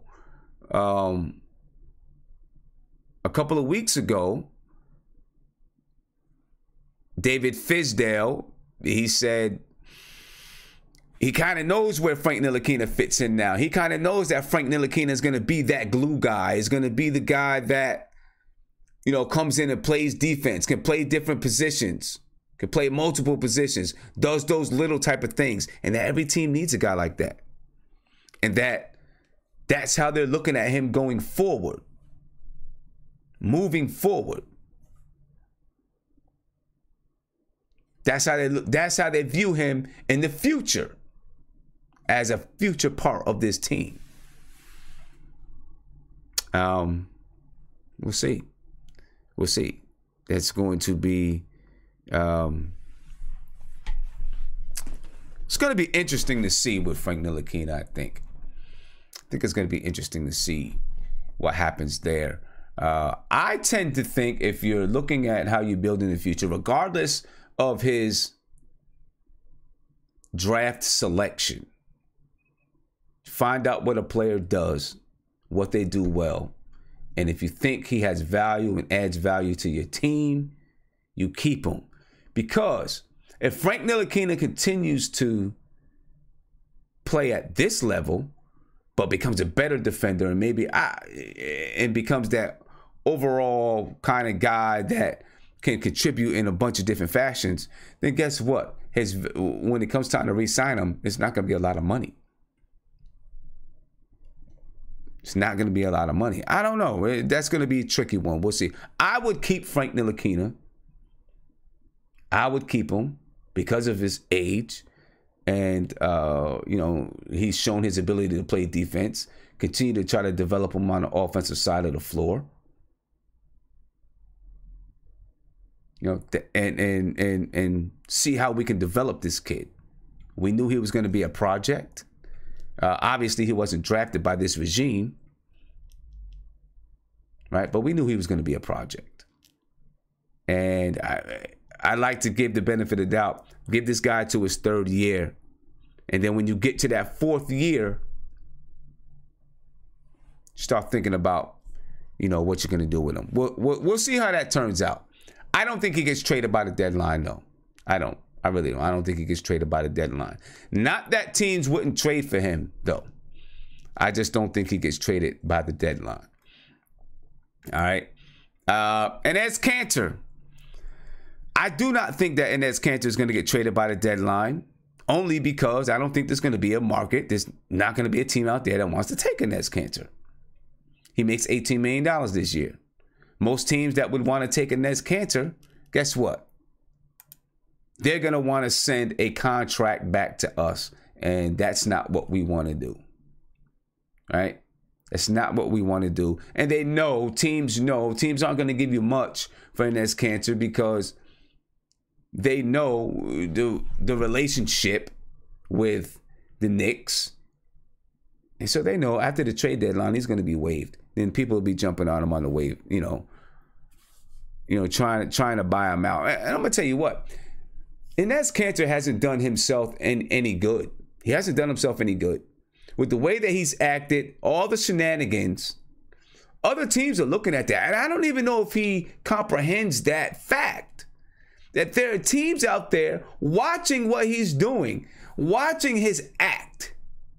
They're watching it. To see, they're watching him. That makes it hard to trade because nobody wants to give up an asset for someone who's going to act like that. Right? Make every situation. Somehow, Enes Kanter found a way to take the KP narrative and make it about himself. Ladies and gentlemen. To say that KP really felt for Enes Kanter or whatever he said. Found a way to make it about himself. Come on, man. He makes it very hard to trade. So I don't think he's going to get traded. I think he's going to get waived after the deadline. All right, that's what I think about Enes Kanter. Who else we have on the list? Wesley Matthews. I think there's a good chance that he does get traded at the deadline. There are several teams who have expressed interest in signing Wesley Matthews when he is waived, or if he's waived. Several teams have expressed interest. So I know, you know, some people will say, well, then why would anyone give up an asset if people want to wait until he gets waived? Well, the reason why they would give up an asset is because there are a bunch of teams that are interested in signing Wesley Matthews if he's waived. So some team may say, well, let's not give him up. Let's not just let anybody sign him. Let's go ahead and give up whatever we can to get Wesley Matthews if it's possible. So Wesley Matthews is a guy that I think could very well get traded at the deadline. I think he could be gone. Obviously, it wouldn't hurt the Knicks. Right? He's not a guy that, you know, we plan on having for the future. Right? You know, we don't plan on keep having him for the future. I would expect Wesley Matthews to get traded. If not traded, then waived. All right, if not traded, I expect him to be waived after the deadline. I just don't find a purpose for Wesley Matthews on his team. You know, I'm not sure that Damian Dotson, if he's our starting shooting guard right now, I'm not sure that Damian Dotson needs a mentor. I don't know if, you know, he's only been a professional for a year, but he seems to get it. I don't know if he needs a mentor. He seems to know how to play the basketball game. Obviously, he's still learning. He's 24 years old or whatever.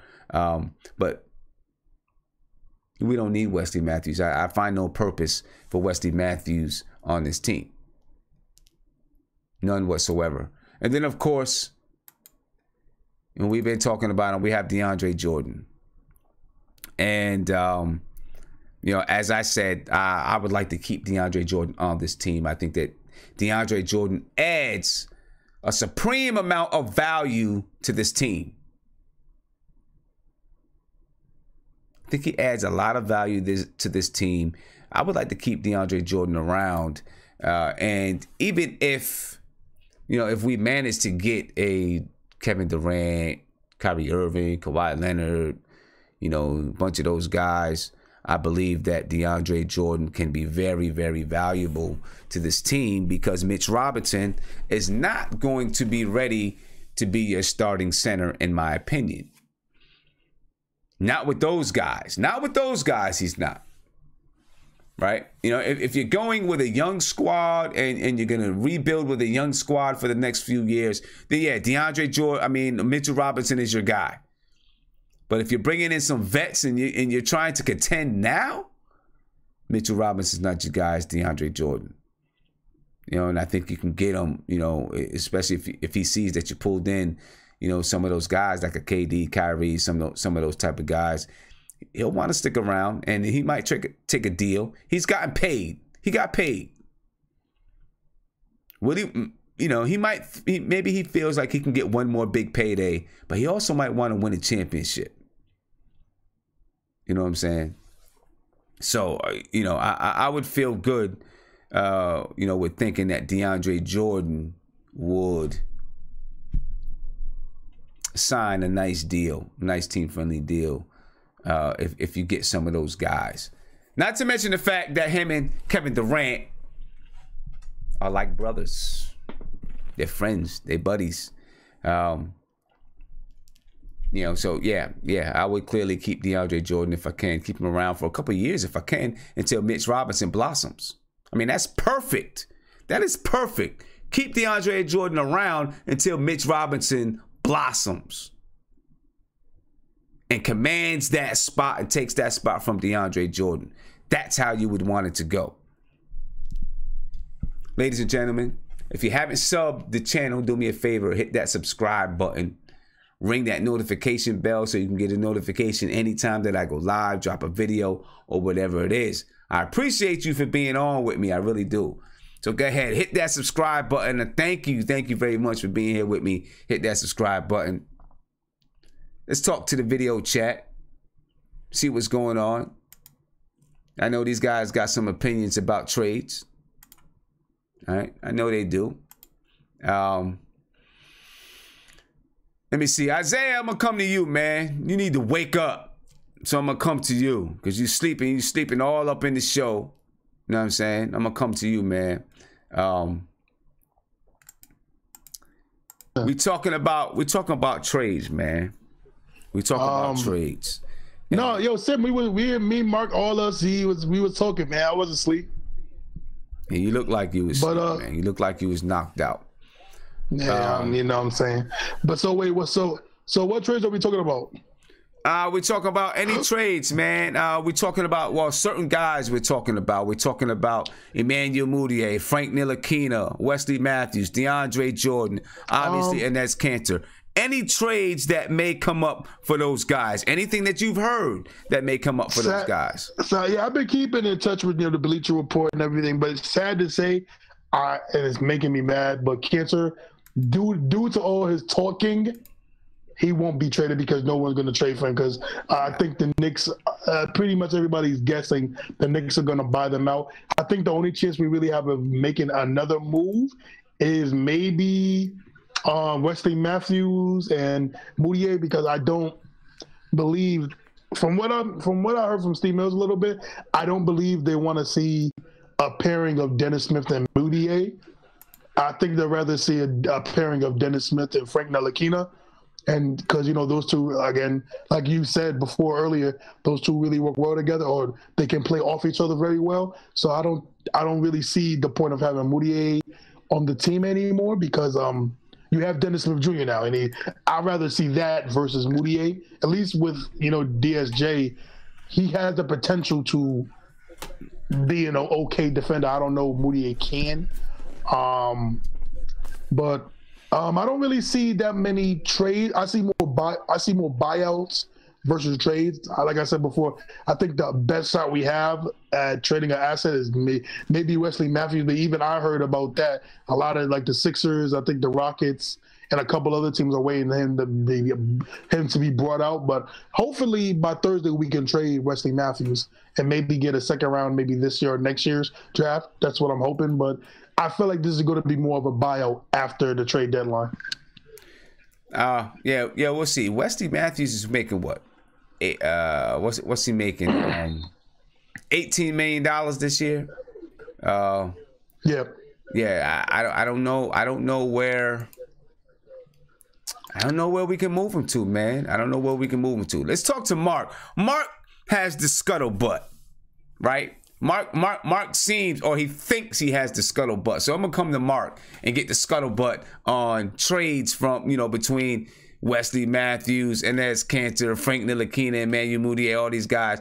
Mark, what are you hearing? Since you got the scuttlebutt, Mark is the ghetto Woj.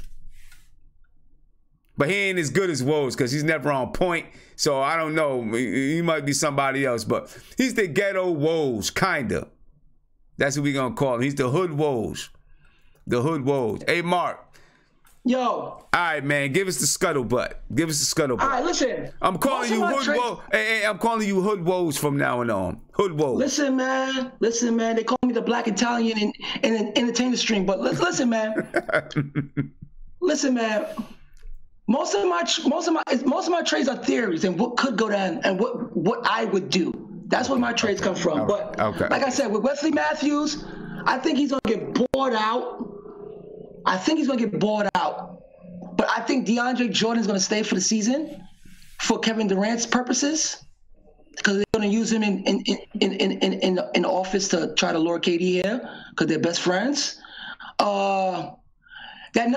Listen, everything depends on that number one pick because that number one pick is Zion. Just know everybody on this team is available. Everybody for AD. That's what's gonna happen. Yeah. I agree with you there. That is gonna happen. We're gonna talk about that. Finish this up because I have a question to ask about this whole thing with Anthony Davis. Go ahead. Because it's what made it so good. Remember when I said that Anthony Davis want to be seen? He's not being seen the way he should be seen. Right. So his two teams are the Knicks and the Lakers. Everybody's saying the Lakers because, he's with Clutch Sports and with LeBron and such. But at the end of the day, the agent would love to see him in New York also because it's a big market for him. And he will be seen because then the Knicks will get their TV deals just like how the Lakers got their TV deals. And with the fact that we have the open in space, that made it so valuable for Clutch Sports to say, okay, the Knicks open up space. So now we have Kevin Durant, Kyrie on the board, AD could play with anybody. AD could play with anybody. But that #1 pick, guys, has to be Zion, because out of all of the trades that teams can make, Zion is the meal ticket. He's the one that's going to sell tickets for New Orleans, because Anthony Davis barely could sell tickets. Hold on for 1 minute, Mark. Go ahead. I asked Mark about the sun. He starts telling me about the ground, the trees, the grass, and everything else. That's what It makes everybody available. I'm just messing That's with the you, Mark. trade. Go ahead. I'm talking about the trade deadline, man. I'm talking about guys on our team, man. The only person I see going is Wesley Matthews, because I don't think teams are going to take him on. Like the important teams that want him, like Philly wants him, Houston wants him, and Golden State. And I don't think they have the cap room. What is he at 18? See, that's they don't have the. Yes, see, that's the thing about Wesley Matthews, man. He makes $18 million. Who's going to be able to? The Knicks don't want to take money back, right? The Knicks, we're not taking money back. So, who are we going to trade for Wesley Matthews? Who are we going to trade? Who are we going to trade to where we can bring back a draft pick, a second-round draft pick or something? The only way that we do that, the only way that a team is going to, I don't know. The only way that a team is going to give us a second-round draft pick, I mean, what's going to be the benefit for them besides the fact that they're going to get Wesley Matthews? But it's got to be a team that can absorb his contract. How's that going to work? Is there a team out there that can absorb Wesley Matthews' contract, or a team out there that has another expiring deal or a couple of expiring deals, so that we can, you know, to make it work? That's going to be the issue with Wesley Matthews. I think Mark is right. I think he probably gets bought out. I'm sorry. Hood Woj, and he's coming back in. That's what we're going to call him for now. Now, that's Hood Woj right here. Mark, that's Hood Woj. All right, so I got a question then. Since Mark was bringing up Anthony Davis, I have a question. We see exactly what the Pelicans are asking for Anthony Davis. Right? It's crazy. Well, I feel like they're doing this to the Lakers just because it's the Lakers and they don't want to really deal with the Lakers. So they are, they're really trying to fleece the Lakers.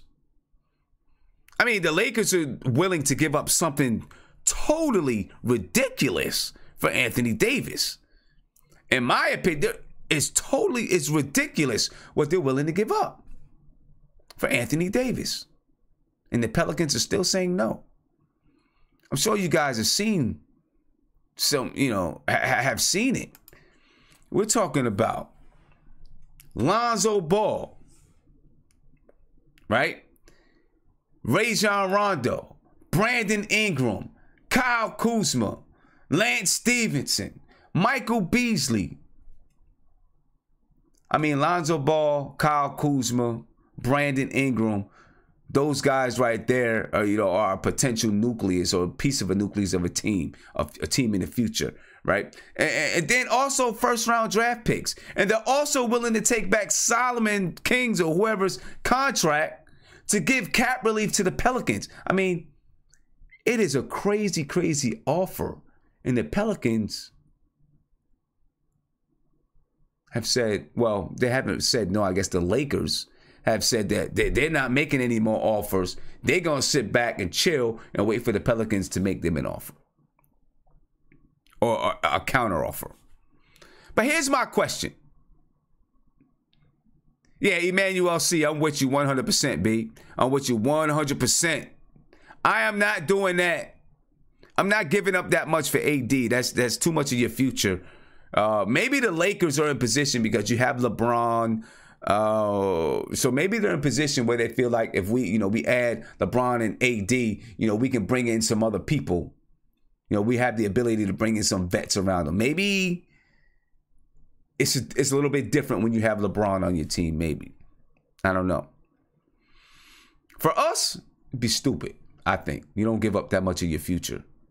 I don't think you give up too much of your future. But here's my question. Do you hope that the Lakers make this deal for Anthony Davis? Here's why I'm asking. Because if you get to the summertime and Boston is able to step in and they can muster up a deal to bring Anthony Davis to Boston. Now, if Anthony Davis goes to Boston, Kyrie's staying in Boston. So how much do you hope that Anthony Davis goes to the Lakers now? If Anthony Davis goes to the Lakers now, does that give us a bigger chance of pulling in Kyrie, if that's the guy that you want, pulling in Kyrie in the summertime? You feel what I'm saying? You get what I'm saying? That's a chance. Unless you think that you're going to get Anthony Davis. And if you do, what's that price going to be? All right, but that's what I want to know. That's what I want to know. Do we, are you hoping for the Lakers to get Anthony Davis now? He's off the board. Now, Anthony Davis is off the board and, you figure, well, Kyrie, I don't know if, things look a little shaky in Boston. But if he goes to Boston, if AD goes to Boston in the summertime, Kyrie's staying. That's how I feel. If AD goes to Boston, Kyrie's staying.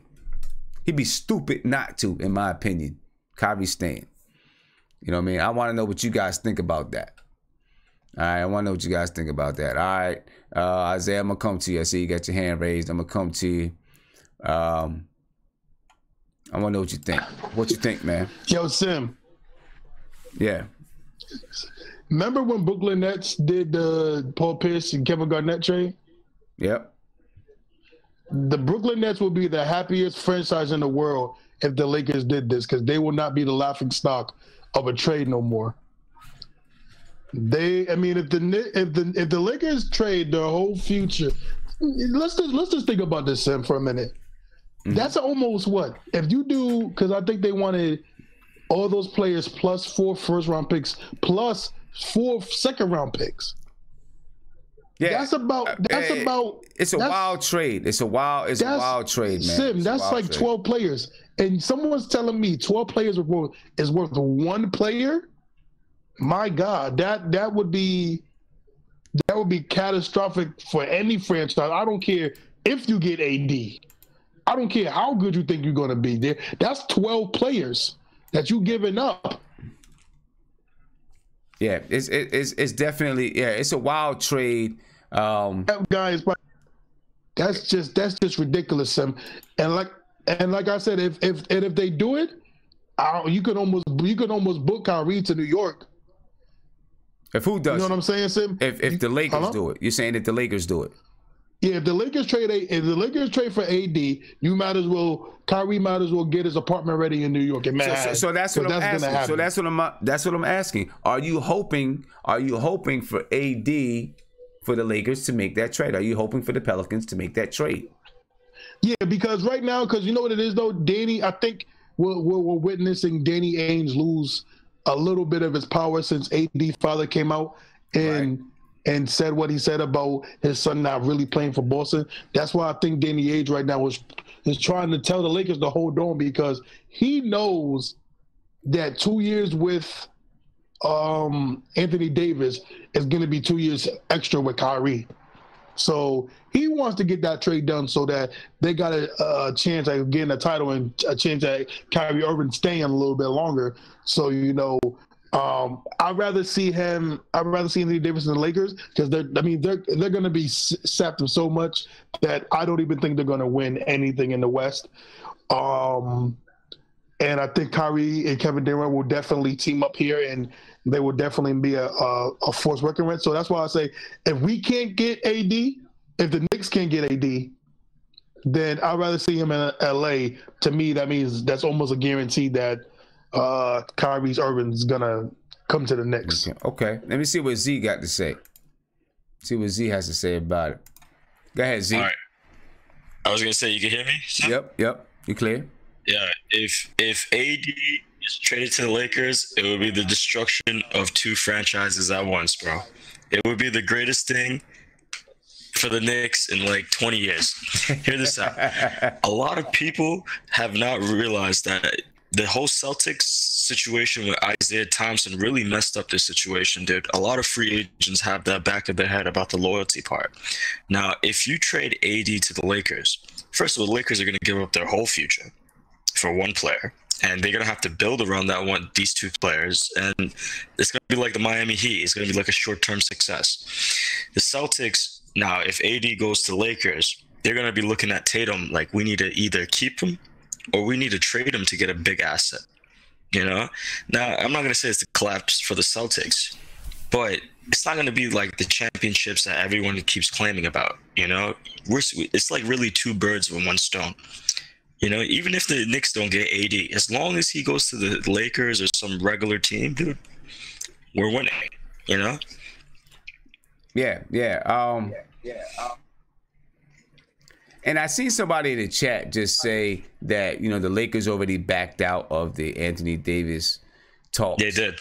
Yeah, they did. But you know what? You know, I mean, I know they backed out, but I know they backed out. I believe that's probably just a bluff, right? They want to get the deal lower, you know? They want to get the deal lower. That deal, either lower or higher, you know? They're trying to, like, see what their options are, you know? Yeah. The trade deadline's on Thursday. So I'm pretty sure we're going to hear them again tomorrow. Exactly. You know? We will hear them again. Now, what they did say is that if they don't make this trade by the deadline, the Pelicans don't want to make a trade with the Lakers by the deadline, then they're not going to make that same offer when it comes to the summertime. It's going to be a different offer.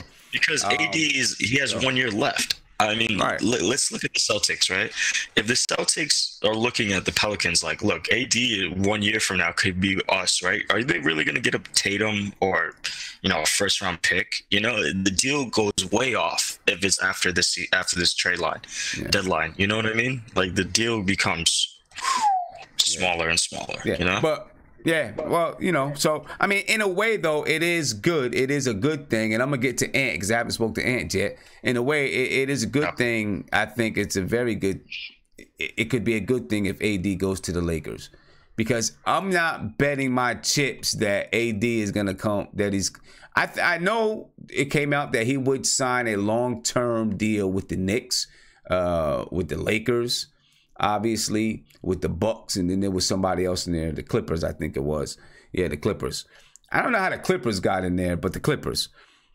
So I know that the Knicks name was in there, but when I look, I don't know. I'm looking at being able to sign 2 max free agents and still have this year's first round draft pick kind of entices me, and still have Kevin Knox, Dennis Smith Jr., Frank Ntilikina. That kind of entices me. It really does.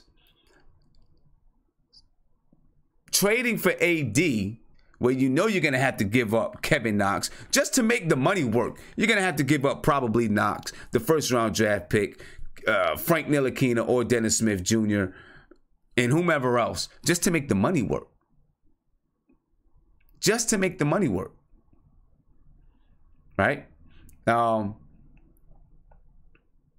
if you do that, you know, you'll be able to bring in some older, you know, some other pieces to go around AD and whoever the people you sign, you know, the other person you sign, you'll be able to bring in AD, sign another person to have some ancillary pieces to go around those two players.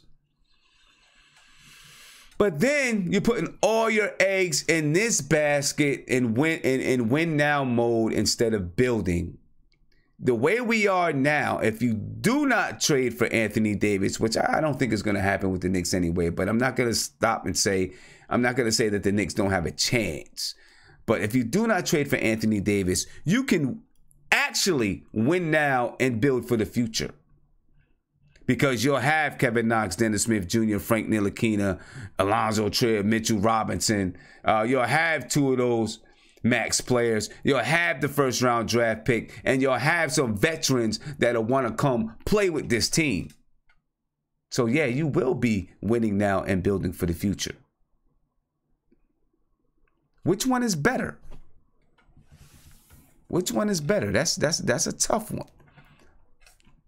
Yeah, that's a tough one. Let's get to the phone call.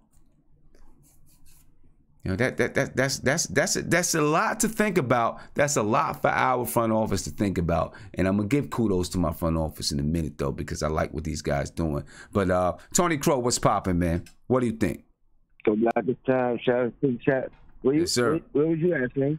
I was talking about Anthony Davis, and if it's better for Anthony Davis to go ahead and sign something with, or not sign something, but get traded to the Los Angeles Lakers. Is it better for the Knicks, for Anthony Davis to get traded for the Lakers, get traded to the Lakers, instead of, you know, now at the deadline, instead of taking that chance that, you know, he ends up going to Boston and then Kyrie's going to be like, oh, I'm staying in Boston?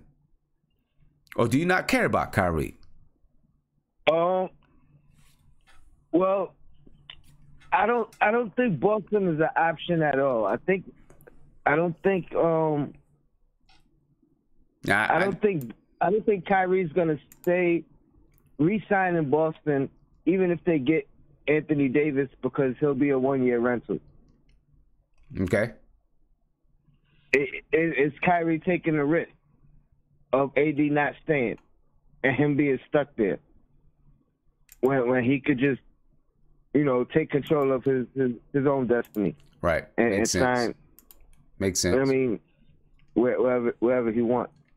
So I mean that's just my thought on that. I don't think he's gonna end up in Boston for the simple fact, once he said he's not gonna sign there, and he gave his list of 4 teams or whatever. Boston's not gonna give up the farm for him.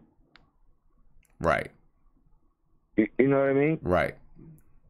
And even if they work something out where they do, why is Kyrie gonna re-sign knowing he's not gonna be there long term? Okay, makes sense. Now, if they win this year, that might change something. If the Celtics win this year somehow, do they got to win, or if they just go to the finals?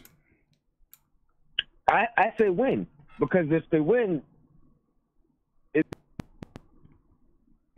don't matter if AD's here or not. We could do it again. You know what I mean? Right. Right. And they don't have to give up as much. Right. Because they, you know, or they don't have to offer as much because they know he's not going to stay. So they have a little bit of leverage in what they're offering. As far as AD going to the Lakers this year, the only way that doesn't work out great for the Lakers is the contract that they take back. Because if they work the trade out without taking back a long-term contract, they can still bring back another max. They have enough money for 2 max next year. The Lakers have enough money for 2 maxes next year? Yeah. Okay. I'm pretty sure I heard that. I'm gonna pull up their I'm gonna take a look at their salary in a minute, you know, just to kind of see, you know, what it's looking like for the Lakers. Because I'm pretty sure they was talking about 2 free agents signing next year, with, you know, to join LeBron.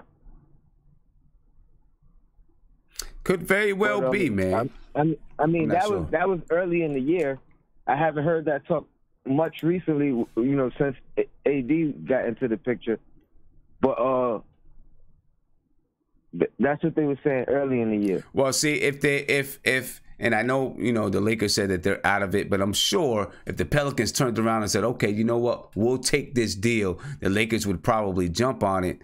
And if the Lakers take that deal,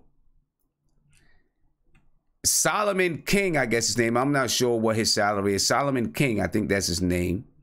The Lakers are willing to take him back to give the Pelicans salary cap relief. I don't know how much money he makes, but that may put a kibosh on that, you know, that ability to sign 2 max free agents. You know. And what's Davis making right now or next year? Because he's not at max now. Who, the New Orleans Anthony Davis? Yeah. So Anthony Davis for this year, Anthony Davis makes $25 million. 2019, 2020, he makes 27. And then in 2020, 2021, he has a player option where he makes 28.7 million. All right. Solomon Hill, the Lakers are willing to take back Solomon Hill's contract. Solomon Hill's contract is basically 13.3 million. I'm sorry. His contract is 12.7 this year and then 13.3 million next year, 2019, 2020. All right. After that, I mean, basically, if Anthony Davis is gone, they clear that off the books. All right. Solomon Hill makes 13.2. The next biggest contract is Jrue Holiday at 20. Jrue Holiday makes 26 this year, 26 next year, 26 in 2020, 2021, and then 27 million in 2021, 2022, which is a player option. All right. Their books are pretty clean, though. After 2019, 2020, right now, as it stands right now, they are committed to, the only 2 people they're committed to in 2020, 2021 is Anthony Davis and Jrue Holiday. Those are the only 2 players they're committed to in 2020, 2021. So, and together, that's $55 million. So they have $55 million on the books for 2020, 2021. And they, you figure that at that time, they probably have $60 to $70 million to spend the free agency in 2020, 2021. So at the end of the 2019, 2020 season, they would have $70 million to spend in free agency. Now, if Anthony Davis is gone, so the Pelicans are going to be looking to make sure that their books are clean for 2000. When the season is over at the end of 2019, 2020, they want those books to be clean. You know what I'm saying? So they're not going to be looking to take on too much salary that's going to extend beyond 2019, 2020, in my opinion, because they're going to want those books to be clean so that they could be a player in free agency as well. Well, what are the Lakers? What are the Lakers salary cap looking like at the end of the year? Yeah, that's what I'm about to pull up now. I'm about to pull up the Lakers salary cap and see what that's looking like. And take a look at that. Let's bring this over here right now for you, ladies and gentlemen. So as you can see right now, Jrue Holiday, 26.1, 26.1 all the way until 2020, 2021. But just take a look at the end of 2019, 2020, all these guys come off the books. And these are some clean books for 2020, 2021. That's some clean books right there. And if Anthony Davis is gone and they do not add salary beyond 2019, 2021, the New Orleans Pelicans, they'll have a lot of money to dip into for free agency. A lot of money to dip into for free agency. So my guess is that they're not going to be trying to take on salaries past 2019, 2020, unless they know that these guys that they're taking on salary are really going to be players, right? When you talk about Brandon Ingram, Lonzo Ball, Kyle Kuzma, they got to believe in those guys because those guys are going to be adding salary to that 2020, 2021 cap. So they better believe in those guys. Now let's take a look at the Lakers. Because, if the Lakers, looking what the Lakers might agree to be doing, they may be taking on some serious they may be taking on some serious cap. Now, the reason why we're looking at this, folks, is because we're just trying to figure out a little bit, is it possible for AD to go to the Lakers, and how does it impact the Knicks? That's the reason why we're looking at these things. If you're wondering why we're looking at Lakers and Pelicans stuff, right? Because it does impact the Knicks. So now, looking at the Los Angeles Lakers, and, you know, their books are, it's not bad. It's not bad, I guess. You know, LeBron James makes $37 million in 2019, 2020. They still got Luol Deng on the books. Lonzo Ball. Oh, he's not. He had that Noah contract. Yeah, exactly. Lonzo Ball. You know, he's making $8 million in 1920, $11 million in 2021, a player option for 21-22. But in 2021, Lonzo Ball is a team option, I believe. Team option. Brandon Ingram is on the books till 2021.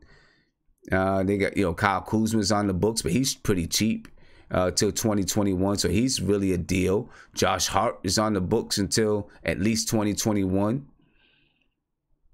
Now, you know, obviously this is an updated. They just traded for the other dude. I'm not sure what his contract looks like. So, you know, in this trade, the Lakers are talking about trading Rajon Rondo. That's 1 year contract. Lonzo Ball, of course, that's 20 all the way until at least 2021. Brandon Ingram until at least 2021.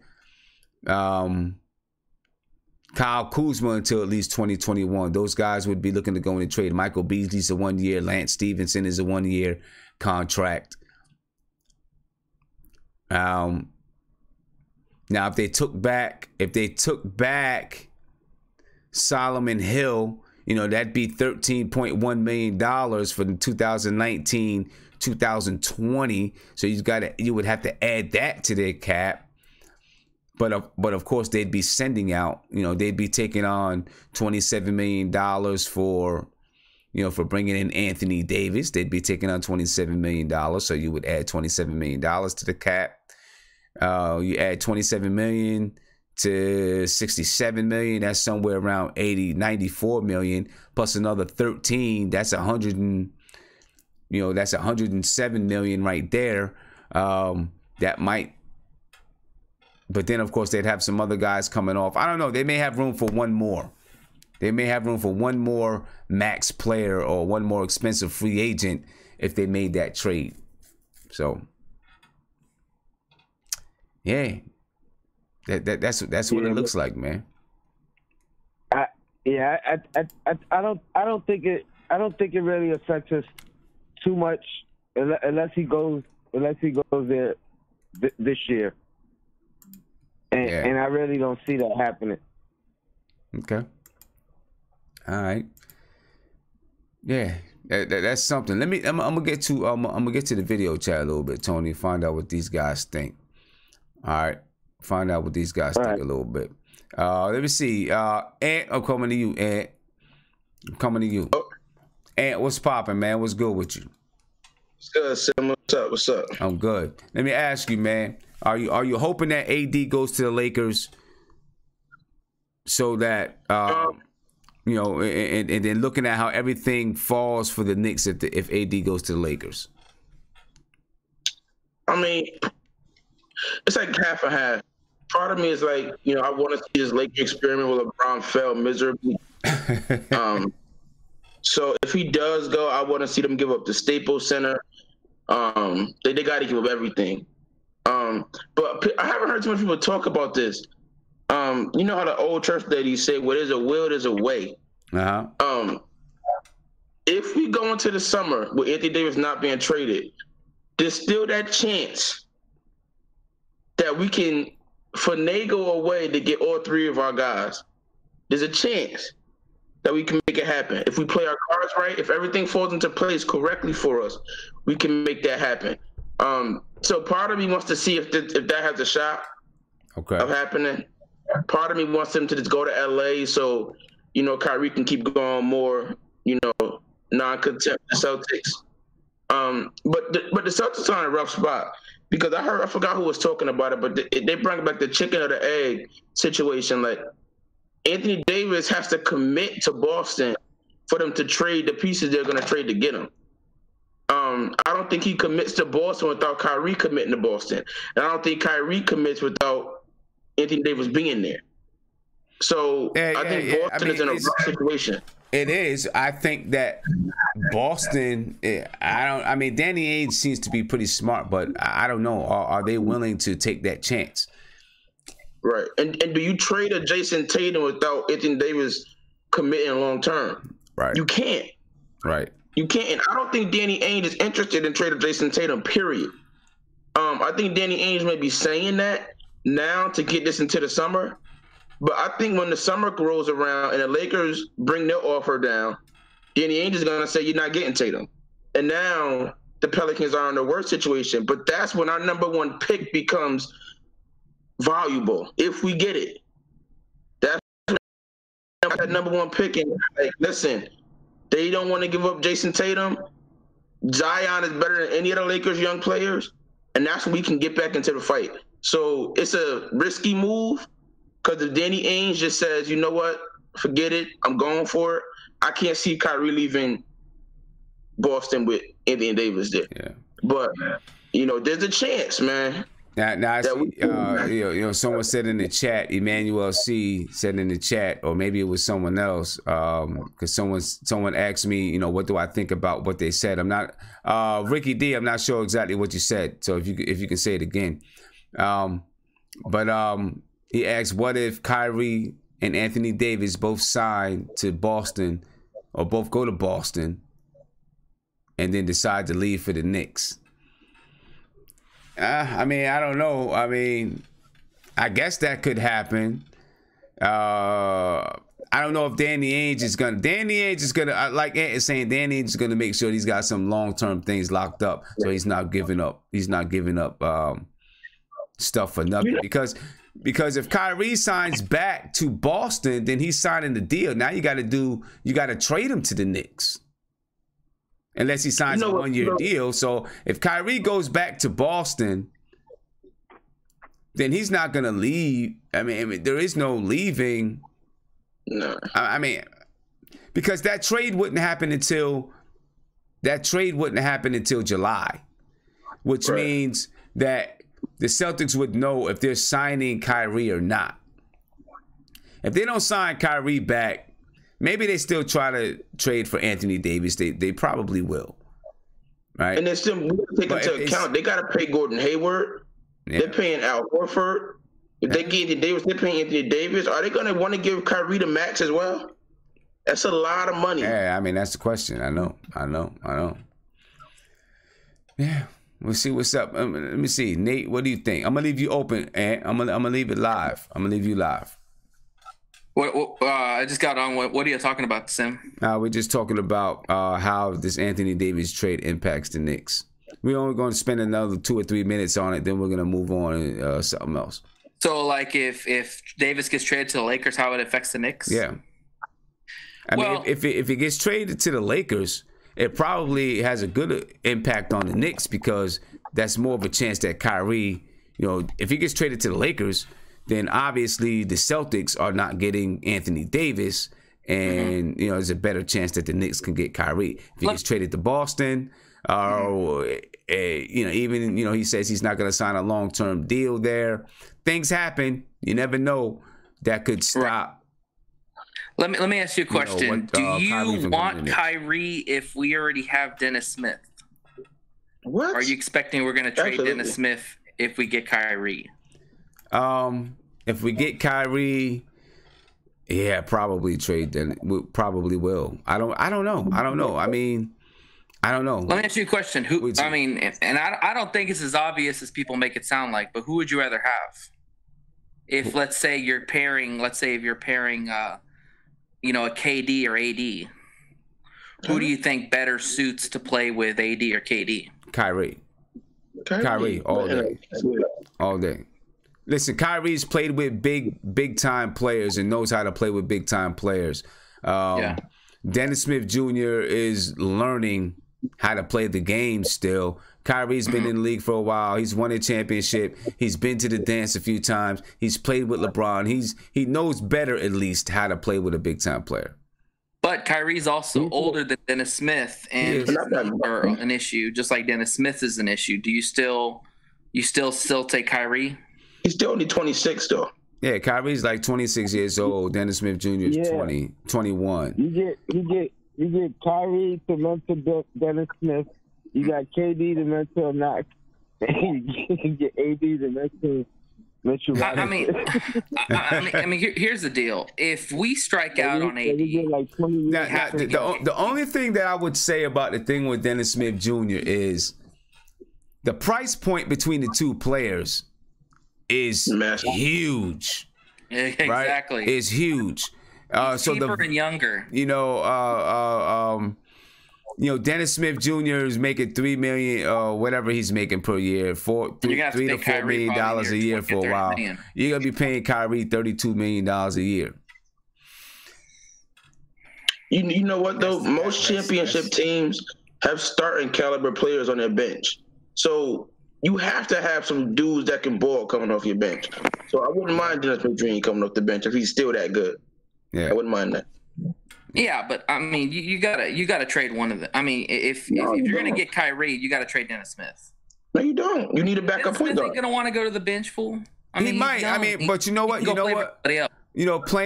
Being behind Kyrie, you never know. He might. He might look at it and say, you know what? I'll do it. I'll be behind him. You need more than one good point guard. You need here's the deal. I mean, we're gonna go all in on AD. If we don't get AD, we better get KD. If we don't get one of those two dudes, this Knicks franchise is going to be in bad shape. I disagree. I really disagree there. You saying if we don't get one of those two guys, I disagree because we got draft picks, we got young guys, we got draft picks, and we got cap space. You don't have to spend the money. But I mean, we need a game changer, Sim. I mean, we need a superstar in the Garden. But you can build. I mean, if you have the first round draft pick and you got money and you got 7 draft picks over the next 5 years. You don't have to spend the money if the player that you do not want is there. Don't spend the money. Okay, so let me ask you this question. Let's say we don't get AD, we don't get KD, we don't get Kawhi. So Kyrie is the next one. You're gonna pay Kyrie $30 million and build him around. Not by himself. Then you just say, okay, well, we building from the ground. We building from the concrete. That's what worries me is I think the Knicks would do that. I think they would pay Kyrie $30 million. I don't know. I don't think this regime will do that. I hope not, because that's what they did with Amari. They got Amari, I think that was a different regime. I don't think this regime does it. If they did, no, but like Sim, what if this happens, right? Because they can't sign KD and Kyrie. Hold up, Ant. Go ahead, Mark. Go ahead, Tony. I said if they do it, it's gonna be for Kevin Durant or Kawhi Leonard. It's not gonna be for Kyrie. Right, not gonna be for Kyrie alone. Yeah, and Kyrie, like King E161 is saying, Kyrie's not going to come alone anyway. In my opinion, he's not coming alone anyway. But I wouldn't want him to come. Don't one of these guys have to sign first? So like, say we sign Kyrie Irving, right? And then Kevin Durant just decides, okay, I'm staying in Golden State. We can't unsign Kyrie. You see what I'm saying? Yeah. That's true. That's true. Now, remember, there is a 7-day moratorium, though, right? Mm-hmm. You do have. So let's say they go and they get this thing done. You speak to Kyrie day 1 of free agency. You sign him. There's a 7-day moratorium, and he can change his mind. And so then now KD says, I'm not coming. He can say, you know what? I'm not signing. I'm not doing this. You got that 7-day moratorium. Knicks Nation would turn upside down. Yeah, and they would. That they would do. That they would do. It'd be crazy. All right. I don't view Kyrie as a superstar. I view him as an all-star at best. I don't think he's a superstar. I don't think he's even a star. I mean, I think he's an all-star at best. You better go watch some. You better go watch Boston play, man. Kyrie can hoop, man. Kyrie can hoop, man. But he also is terrible on defense too. He's not terrible. Oh, he's bad. The only, you know what? The only thing I want to say about this, I know there's a lot of guards in the league that are terrible on defense. And the reason why is because other guards are so good on offense. Everybody is so good on offense. It is, I mean, it is impossible to have someone who is going to stay in front of any guard in this league. I just don't see the effort on defense with Kyrie when I watch him in games. It's not even about playing against faster guards. I just don't see the effort. I don't see him really getting down and trying to play good defense. I think he plays subpar defense at best, which is fine. I mean, if he's going to score 30 points a game, I mean, I guess that'll work. I mean, you know, it works for a guy like Harden who plays no defense. You know? I don't know, man. Yeah, but he's a star. You can't say he's not even a star. That's crazy. Yeah. All right. So not a big. The knees worry me too. All right. So we know that, you know, there's a lot of things at stake in the coming months. So we can have a lot to talk about in the coming months. Pitifully, a lot of our conversations on these streams are going to be about not Knicks basketball. It's going to be about trades and free agency and all that kind of stuff, man. But that's okay because next year it's going to be about basketball. All right. It's going to be about basketball because, you know, I feel like we're going to have a squad next year. I really do. I feel like we're going to have a squad. Before I get out of here, and I'm going to get everybody's take on this. I really want to give a big shout out to our front office. You know what I'm saying? Because I really do think that our front office did a wonderful job in dealing with this whole Kristaps Porzingis situation. And I know that Mark is going to disagree with me, and I'm cool with that because I know how Mark feels. But I really feel like we did a really, really good job with this situation. Reports have come out, like from Mark Stein, about Kristaps Porzingis. Just a lot of things, you know, and things continue to leak out. I tell you one thing. KP said a lot of stuff. You know, all his little subliminal messages and all this stuff. Then when it came to his press conference, I don't want to talk about it. Man, you know, that's some trash. So if you wasn't gonna talk about it, then be quiet, don't say nothing. That's how I feel. You know what I'm saying? Don't, you know, send subliminal messages and say all these little things and then be like, I ain't gonna say nothing. If you want it to get out, say it. You know, man up and say it. Have your so-called agent say it or whatever. But anyway,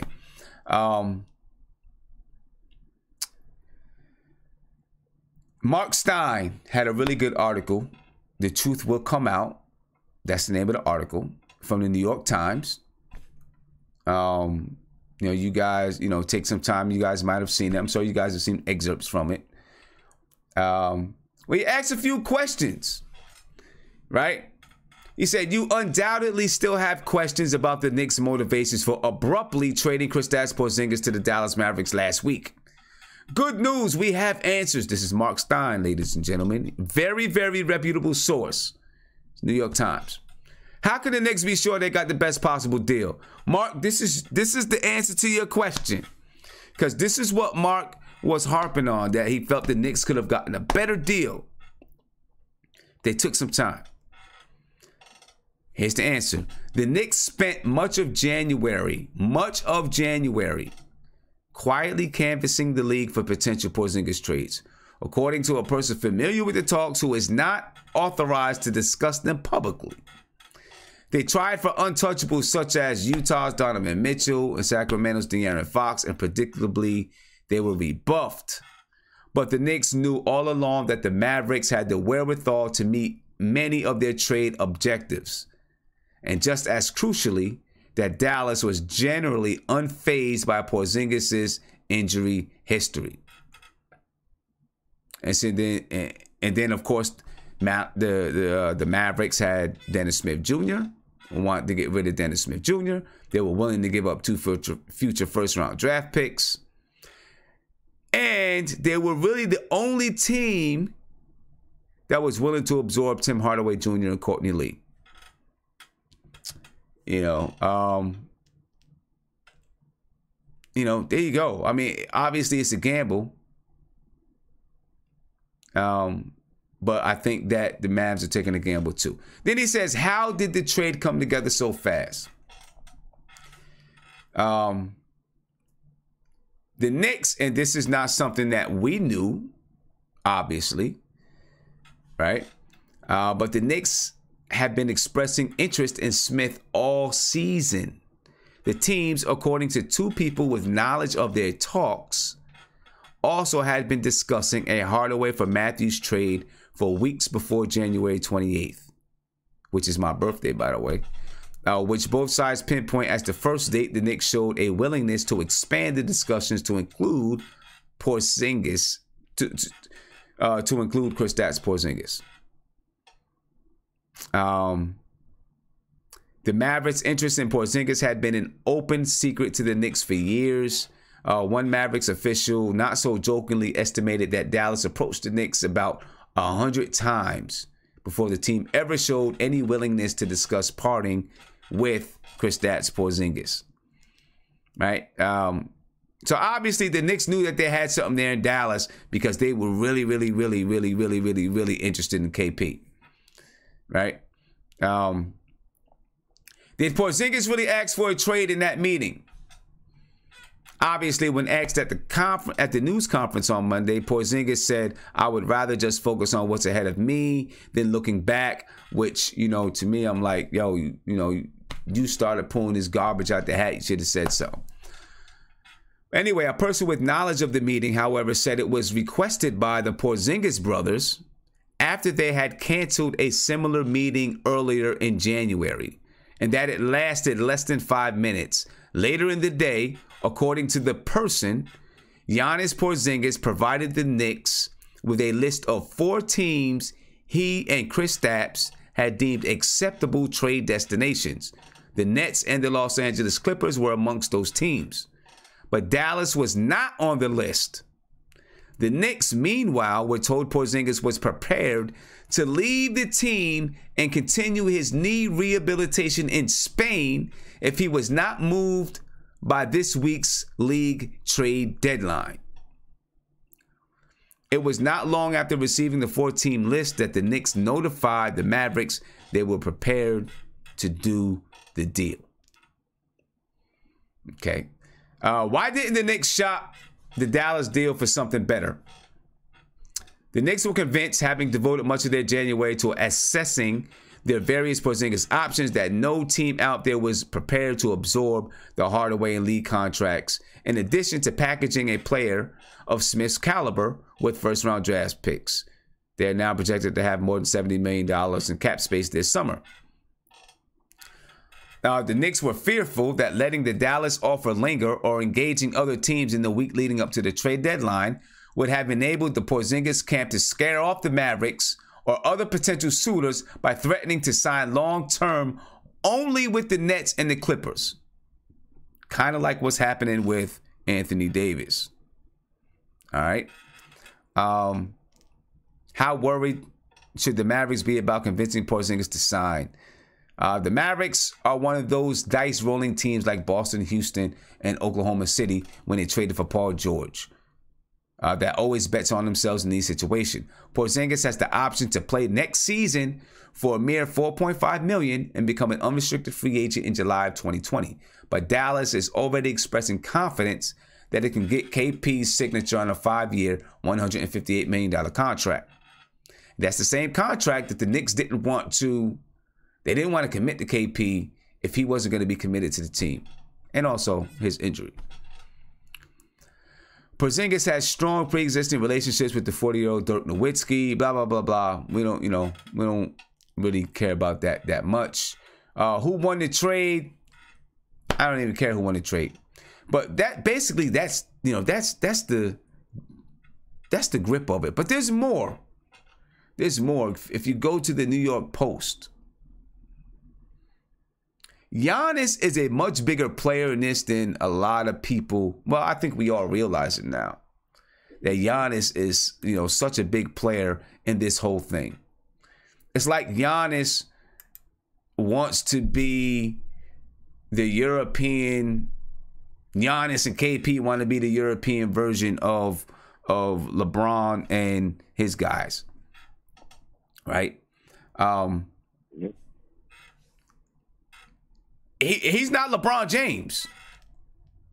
LeBron James could do that because he's LeBron James.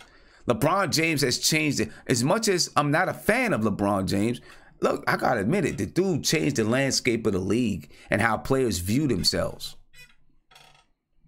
All right? And you could just take Monday's press conference. Right? During the press conference, Carlisle gave a shout out to Giannis and Porzingis. Gave a shout out to Giannis as his trainer, his agent, or his therapist, his agent, and said he's very much part of the team.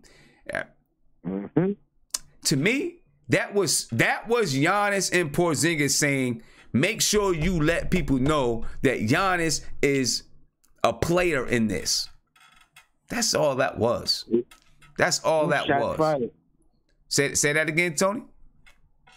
Shots fired. They was taking shots at the Knicks. Yeah. Oh yeah. Basically. Yeah. Basically. And it's crazy because according to sources, Giannis asked for jobs for some members of Porzingis' entourage from the Knicks. But nothing ever materialized. Right? I mean, this is coming from, this is an article that's in the New York Post right now. You can go ahead and check this out for yourself. Giannis, who had a modest European playing career, wanted to be a bigger part of the Knicks team too, which very clearly relates to the Mavericks.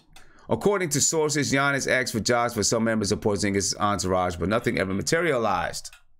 All right, now it's not uncommon for these type of jobs to be granted to a team superstar.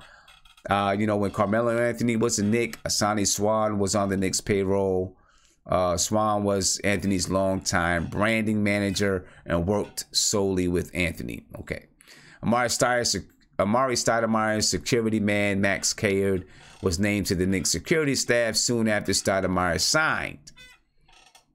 Ultimately, the Knicks brass could never satisfy Giannis, whom Kristaps believes in fully. Giannis felt the franchise, based on his history with Steve Mills' past performance, was not moving in the winning direction.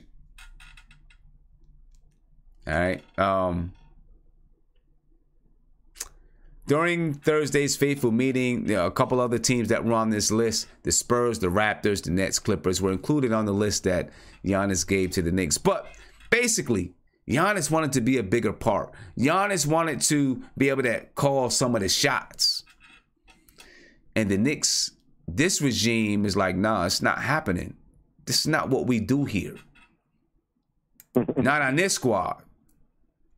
Right? Not on this squad. Not with this team here. Not with me. Scott Perry said, not with me. It's not happening. Which I applaud that. I applaud it because sometimes it can be easy for a general manager and an executive team to bow down to a player. You know what I'm saying? Now, according to sources, and of course this is by the New York Post once again, Giannis Porzingis became a severe thorn in Phil Jackson's side, staging Kristaps' missed exit meeting after the 2016-17 season. Jackson wanted to trade Porzingis at the 2017 trade deadline because he got bad vibes from Giannis regarding Porzingis' future. So this didn't just happen. It's been going on. Mm-hmm. Jackson could have hauled in a package from Phoenix, including Devin Booker, that also would have netted Lauri Markkanen in the draft. One source said Giannis wanted the kingdom. The Knicks had no idea when they drafted Porzingis that Giannis would loom this large. You know what? And so this is why I applaud. This is why I applaud the Knicks front office. You know, because you have a lot of teams that would go for this, right? And I am really hoping that since they didn't do it for KP, they're sending the message to say we're not doing it for anybody else that comes. Because I would be upset if all of a sudden they do, you know, KD decides to come. Now they're doing certain favors for KD, and they're letting people in KD's camp call some shots. If you're going to do it for one, you got to do it for everyone, right? But I really do believe that that's what this team is about. They're not going to let anyone just come in and start calling shots. And that's the whole reason why those people in Dallas, Carlisle, said what he said about Giannis becoming part of the team. It's very, very clear now. Very, very clear. Very clear. That's crazy. It's crazy. So big kudos to the front office, man. Big kudos. And I'm going to come to Mark first because I know Mark got something to say. Hey, hit me next. Well, go ahead. You on the line. Go ahead. Knock that out. All right. No, because this is exactly why I say I was calling back. And I didn't even hear about this whole Mark Stein article.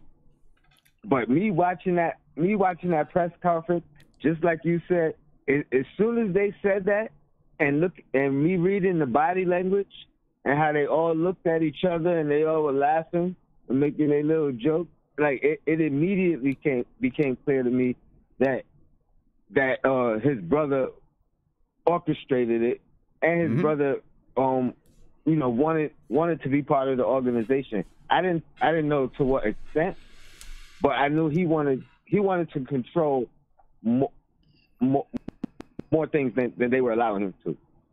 Right. And yeah, immediately it just hit me like, wow, I could see what was going on, behind the scenes.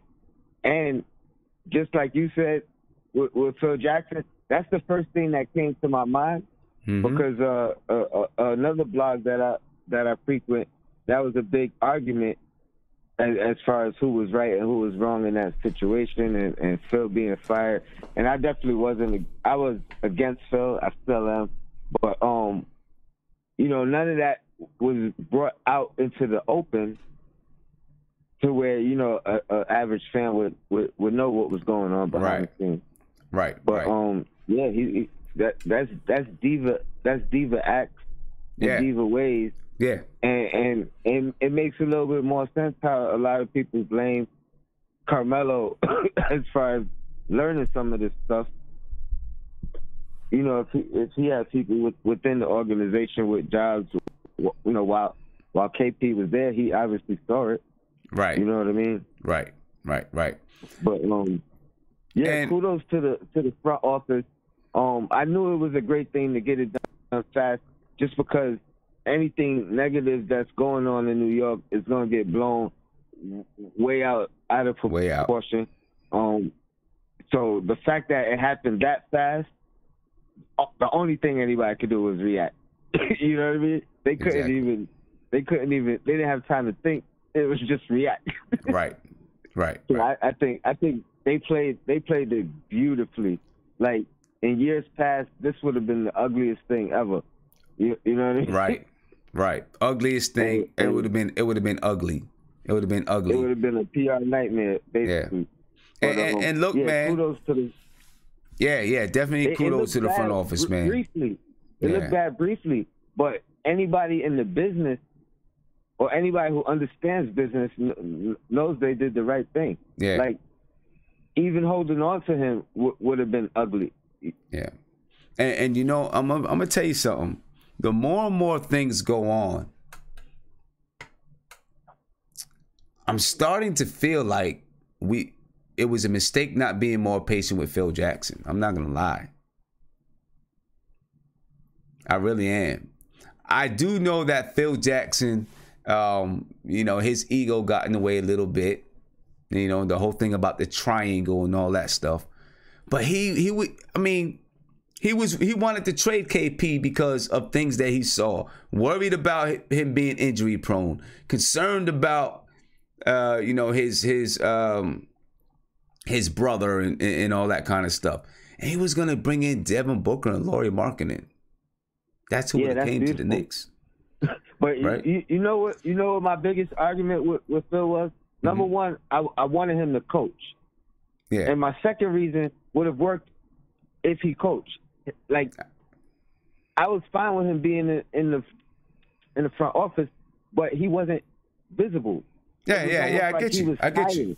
Yeah, and there were definitely some things with Phil Jackson that just wasn't, you know, his ego, the way he handled stuff with Carmelo, some of the things he said, you know, maybe he shouldn't have said, but I feel like he had the right idea, right? He had the right ideas in mind. Even if he would say it, but say it out in the open, you know what I mean? Don't say it through a writer or through encrypted text or tweet. Right. You know what I mean? Like it was like he was hiding from the media, yet throwing jabs. Yeah. So it was ugly. You know what I mean? And exactly. And he brought a lot of drama, you know, just because of those type of things. He brought a lot of drama. You know what I mean? But I Justin V95 said Phil is smart but toxic. Exactly. Exactly. And I mean, that's exactly what it is. He's smart but toxic. Right? Toxic. That's what he was with us. But Scott Perry, you know, you know what? If Scott Perry has the same ideas and maybe it's just as smart, not toxic, then maybe that's the way to, you know, hopefully we finally got the right guy in there, man. I'm going to check it. Let me see what these guys in the video chat got to say. And whatnot. Because I know, you know, I'm going to come to Tony because I know Tony, I'm going to come to Mark because I know Mark got something to say. He wants to add a few cents in there. Mark, you ready? I'm coming to you, Mark. What's good, Mark? What's going on, man? What's going on, man? So what you got for me? What you got? Look, he come what you got on. For me? Look, he come on all violent. He's coming in. No, because I'm ready. Listen. I got the news for today. I read that article, and I got the answer that I wanted. I am fine. As long as I knew they went for other talent before they picked up Dennis Smith, I am fine. Okay. That was my whole grind. So, I mean, but just how do you feel about the whole thing you read about? Oh, yeah, listen. Giannis and all that, man. It's Giannis. It's him. It ain't KP because I want to say something, Sim. Because remember, these guys come from a different country, and the way they do things family origin. So basically, he undermined Porzingis. Giannis undermined Porzingis, bro. That's just what it is. He undermined him. It's his older brother, and he's his agent. It's just like me having an older brother, and I'm gonna listen. Yeah. No, but he put, like I said, he put him in a bad situation. Giannis put KP in a bad situation because Giannis was looking for a job and he didn't get it. Right. He didn't get it. Now you seen the Dallas thing where they called him out? They said, "Oh, and let me put Giannis into it." And Giannis is here with us too. He got a job. That's what he wanted. He wanted a piece of the Knicks, but they didn't give it to him. Yeah. It was all Giannis. But listen, I'm not mad at the trade. I'm glad everything went down. But it's Giannis. I got beef now. Giannis is the one I got beef with now. Yeah. Because he's the one controlling things, and that's how they run business. That's how those people, that culture, that's how they run things. It's a thing. And look, man, Giannis, maybe, I remember a while back on one of my streams. I don't know which one. I said, wait, hold on. Think about it, Nick. Think about it. You remember when they used to come on the media and say Giannis is the one that was talking all the talk? It wasn't KP, it's Giannis, man. Yeah, I know. Giannis. I know. And I had said a while back, I wish that KP would have got a real agent and not his brother. You know what I'm saying? But I know, but I heard he had an agent, but he got fired. He got fired. I mean, the only person he put his brother in spot. Right, but the only person that can fire him, is KP. It's the only person that can fire him. Yeah, but Sim, you got to look at it as KP aspect too, because if that was your brother, you know, you bro. Let me tell you something. Yeah, go ahead. Let me tell you something. I have brothers. I don't have an older brother. I got a younger brother, right? It's different now. It's different. That's different now. I mean, either way though. But my brother, we got the kind of relationship with my brother with me. He would be like, "Nah, Sim, I'm not trying to rock with. I'm trying to do it this way because if something goes wrong, I don't want to ruin our relationship. You know, you feel me? Yeah, you're right. You know what I'm saying? You're right. But they yeah, I mean, too, so. I get it though. You know, they do what they do. You know, I mean, you know, yeah. Nate? But the thing is too about that deal, when they were shopping him around January, because that Dallas deal didn't happen till like 3 weeks before they started to play Dallas. And then they made it happen on the night of the Dallas game. But do you think Giannis found out that they were shipping KP and it just kind of forced them, you know, it was a way of forcing them out? I don't know. I don't know. I think it was probably listen, Sim, because we got to look at it at Perry's standpoint. He didn't want KP because of the injury, so he found a way to say, you know what? Let me put this situation in an awkward position so they can make a move also. Maybe. I mean, it could have happened that way. I don't know. So it could go both ways. Bro. You know, remember, I told you, Scott Perry got rid of almost everybody besides Frank. He got rid of KP. Frank is the only one from that Phil Jackson era. He's going to clean house with everybody and make it his, because when he wins, he want to make sure that I'm the reason why we did what we did. So that's how they think. All right. Let me get to my man down here. He just joined us not so long ago. Hey, my man, what's poppin' with you, man? What's your name? What's going on, man? My name is Beans. Beans, what's poppin' with you, Beans? What's your thoughts on this situation? Nah, man. Nah. I'm a family man. Yeah. What's your thoughts on this situation, man, with KP and everybody? Beans. Yo, to tell the truth, man, I think this is a great package we got back. Like I was telling Mark earlier, this set us up for the future. So if we want to do a slow rebuild or we want to do rush in, like he was saying, he thinks it's a bust if we don't get KP or Kyrie this off season. And like I said, man, I see the optimism going forward. You know what I mean? We got a lot of young talent. Mm-hmm. We got draft picks. We ain't never have draft picks. You know what I mean? We sell draft picks like water. We just give them away for free. Now we stacked. Yeah. So to tell the truth, like I said, and I don't think we would have gotten a better package out of anybody in the league for KP. That's just my thinking and actually looking at the way that the league is set up. Yeah. Because who are you gonna get? Think about it logically. I can't see anyone that we would have gotten. Exactly. And you know, they tried to get those guys. And to take back what we had. Like, we had Albatross's contracts. Like, Timmy contract was like crazy. Dude don't play defense. He doesn't do any. Timmy is, to me is like the fifth best player on a worst team. Like, seriously. Timmy sucks. Timmy went to Atlanta. He played what? Defense for half the year because they put him in the G League. Yeah. You get what I'm saying? Like, yeah, I feel you. And then, you know, unfortunately we gave him that money. Unfortunately. But we had to come up off it. Yeah. Yeah, I mean, we gave him that money. Who was going to take that on? Nobody. And nobody in their right mind. Right. Except for the Mavericks, because, you know, exactly. Because they wanted KP overall. The Mavericks, to me, is a European base. They're like, that's like the Euro. They're like the Euro League. Yeah. To me, that's all Mark Cuban wants. He wants European players. He came out and said it. He said he wants American born players should go play overseas and learn something from European players. That's what he said. Yeah. Like, literally.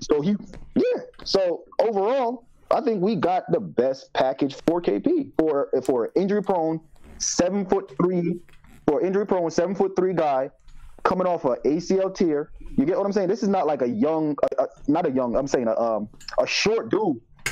No, I mean a short. I mean short. Sorry, this is not like a short dude. He's 7'3". He has a lot of upper body. You get what I'm saying? His knees is gonna be crazy. Yeah. And then for us to give him $150 million next year, nah, man. Yeah. Nah. That would have haunted Knicks fans for years. Yeah. To come. Yeah. I hear you. I'm gonna keep you live. Right? So Nate, what's up? And then I'm gonna come with Guillermo, see what Guillermo got. It's thinking. Yes, Sim. So when you were reading that Mark Stein story, it kind of made me think of the Kawhi situation with the San Antonio Spurs. You know how his camp and his family were getting involved and wanted him to play somewhere else other than San Antonio because for whatever reasons, yada, yada, all that stuff. And the thing is that, you know, when the Spurs made that trade, nobody really gave him too much grief for it because they knew at the time he didn't want to be there. He, you know, for whatever reason, so they got rid of him. And I agree with you, man. The Knicks organization deserves a big round of applause because when in the hell has the Knicks ever, you know, said no to a player or said, you know what, you want to be bigger than this team? Well, you can just get the hell out of here, you know, and we'll take on whoever else just to get rid of you. You know what I'm saying? Yeah. Big kudos to him, man. Big kudos. Let me see. Guillermo, what do you think, man? Yo, hey, Sim, I'm happy, man, looking at this trade, man. You have to think about this. This is very reverse Knicks, man. We were able to sell high on a damaged asset to a team that's a little bit too inspirational or aspirational, excuse me, with Mark Cuban and these idiots, because Mark Cuban is running that. When Carlisle says, shout out to Giannis, man, Carlisle ain't about that crap. He's a coach's coach. He's one notch below George Karl. He ain't for this kissing nobody's butt, none of that. That's all Mark Cuban. That's all this owner who thinks, you know, because he's on Shark Tank, that he thinks he's smarter than every other basketball mind out there. I'm happy we sold high. KP, to me, 7'3" with an ACL. He may never be healthy. We set ourselves up for the future, man. We got a whole bunch of draft picks. We got leverage. Knicks have not had leverage in years, and you have two stars who possibly want to come here. Even if they don't want to come, you still can have a good draft and build for the future and have the flexibility. So I'm happy, man. Screw KP. All this stuff about his brother. Look, you're a grown A man, right? I think Anthony Davis fired his agent, right? So if you don't like what your agent's doing, especially when it comes to family, you tell him, hey, look, yo, brother, chill out. You're doing too much. Let's go about it this way. If you want your brother to do that stuff, that means you like it. So you like what happened with the Knicks. You want to bring chaos to the Knicks. Your brother was sending out rumors and all that trash. Good for you. God bless you in Dallas. I hope you follow in Dirk Nowitzki's footsteps. I hope you and Luka Doncic have all that Euro crap. Us and the Knicks, we're gonna be having fun with KD and Kyrie, and we're trying to go to a championship, man. You have fun doing the whole Euro step and all that crap. Whatever you want to do in Dallas, have fun in boring ass Dallas, man. Peace. Who cares about KP? Screw that guy, man. He's a clown, man. I feel you. I'm with you, man. And you know what? The thing about it is, he's enjoying all this. To me, I feel like he's enjoying all this publicity and attention. You know what I'm saying? He likes the chaos. You know what, Sim? This is what I don't like about him, right? He feels like this guy, LeBron right? James, he did all that stuff with Phil Jackson. Phil Jackson was wrong for what he did. I understand what Phil Jackson was wrong. You don't skip exit interviews, bro. Yeah, you are not above exit interview. You're not above the organization that drafted you, at least on that, until your contract runs out. And you want to try to bring the score. Sim, did we ever go to the playoffs with KP? Never. Do you know Prigioni has probably contributed more to playoff wins for the Knicks than KP, and yet KP is sitting over here acting like he's Earl the Pearl Monroe. Like, come on, man. Let's stop all this to pretend. This is the same guy. I'm sorry. This is my last thing I'm saying. This is the same guy who said in the middle of the season that he tires out. And this is a guy that everybody's crying about, talking about he's supposed to be our leader. He's the next coming up, and he's talking about he's tired within a quarter of the season. Nah. Yeah. Dallas, New York. First game of the season next year on TNT. It's either gonna It's either gonna be Dallas and Knicks first game of the season on TNT, or it's gonna be at Christmas. One of the two. Sim, you better get tickets, Sim. Sim, do a package. Yeah. Stop playing games and do a package just ASAP. Yo, everybody in the chat room, make sure Sim does a package. No excuse if they come to New York. I'm pretty sure they come to New York. Whenever they come to New York, make sure Sim does a package. We got to be there. We got to be there. We got to be there for that, Joe, man. As soon as that schedule comes out, that's the first thing I'm looking for because we got to be there. Come on, man. And Knicks fans better come out and boo this man out the building. Out the building. Boo that man out the building. We're going to be there for that one for sure. Yeah, we definitely going to be there.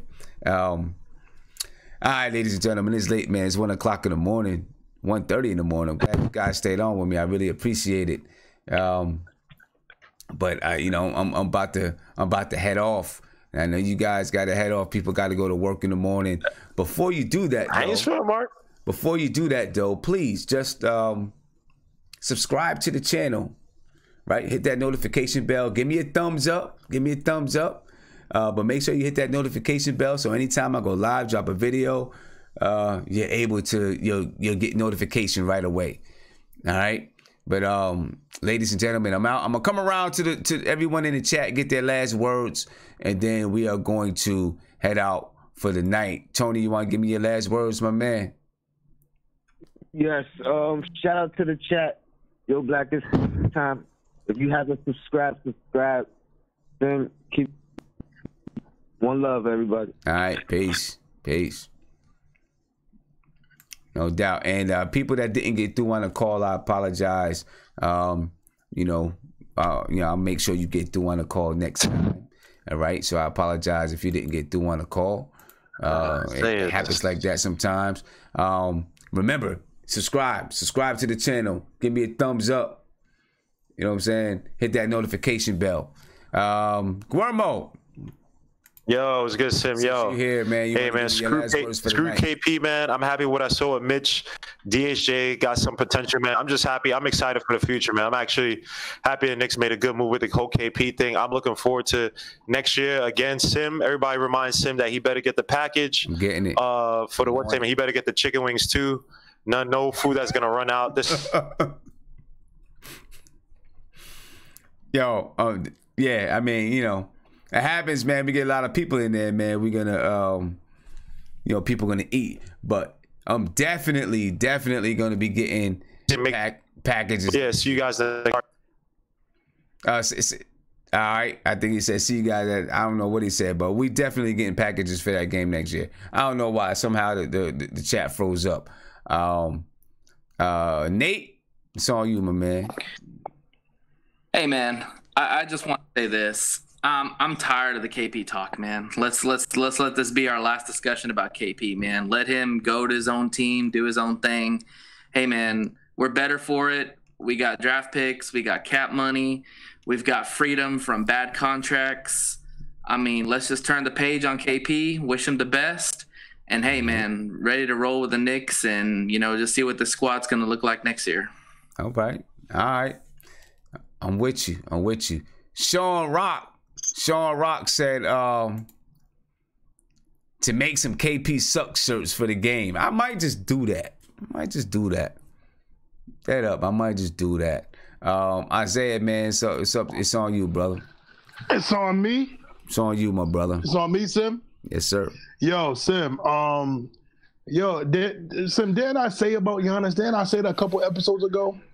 Yeah, man. I talked about Giannis, and I said Giannis was he wanted so much. He wanted all this control and was controlling KP. And listen, man, if everybody gets a chance, listen to the Michael K show with Alan Hahn.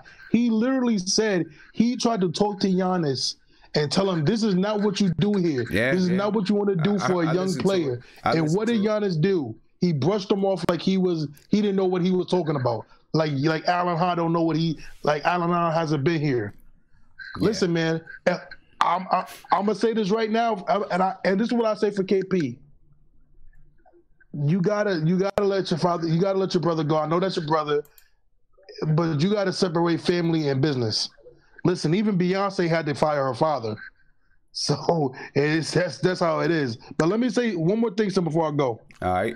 I want everybody to remember this. And if you don't know who this is, then go look him up. What KP is to us is going to be our Herschel Walker. Book that right now. You know about Herschel Walker, right? Sam? Yeah, I know about Herschel Walker, but a lot. Listen, of people, if y'all young enough to if y'all know who Herschel Walker is and what he did for Dallas, which is kind of ironic. Look what Herschel Walker was. He was the foundation of what Dallas was and the Dallas Cowboys was in the 90s. So this to us, I think he could be our Herschel Walker for us to be set up in the future. All right. I mean, I just want to say, you know what? Shout out to NG. Shout out to Who's Mark. Shout out to Beans. He's a new member. Yes, sir. Welcome to the family, man. Let's get crazy in here. Don't mind us. We get a little wild, but it's all love. No doubt. All right, Sam. I see y'all Friday, man. No doubt. I might try to jump on. And do something a little before then. So we'll see what's up. Hey, don't forget, Sam. The sky's green. Don't forget that. Yeah, I know. Sky's green. All right, man. Be good, y'all. Looks blue. All right, it's on you, bro. All right, what's up, man? Yeah, man. That he a grown man. Man. And he's not a kid. I think a lot of the time we throw that word around so much, like he's a kid, a good kid. Now, he's a grown man. He's a grown man. So all of this stuff that's happening, your agent works on your behalf. Your agent represents you, right? So when your agent is doing things, that it might as well be you, right? Because it's speaking for you. So this whole Giannis thing, man, KP gave him that power. It just stinks, man. Like it smells. Like it's a bad smell. Yeah, it's a bad smell, man. And I don't know how it's gonna work out in Dallas, man, because Mark Cuban is the man over there. Then you got Dirk, who's the man. Then you got Doncic. That's his team. So KP's like fourth in the pecking order over there, which makes Giannis, fifth? So I don't know how that's going to work out. KP's going from being a center of the universe in New York to being – he's not the center – he's not the guy over there. We're going to see, man. We're going to see. We're going to see. Go ahead, Ant. No, but I definitely want to see the Mavs and Knicks opening night in the Garden with KD and Kyrie on our side. And then I want to see KP talk about winning culture. Boo that man. And like my boy Bean said, draft night. You thought draft night was bad? Oh, man. Word. Man, Word up. Man, when you talk about a fit ending, you came into New York getting booed, and you're gonna leave getting booed, and we're gonna boo louder than we booed on draft night. So, and you're gonna take an L. So then he can see the winning, then he can see the losing culture he was talking about while requesting the Brooklyn Nets and Clippers. They have winning cultures, the Clippers. But you know what? I can't wait till next year, man. Kick us while we down. Get all your jokes out now. Mm-hmm. Laugh at us in your press conference now.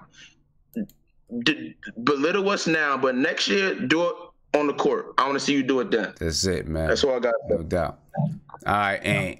I'll catch you next time, bro. Yes, sir. All right, Beans.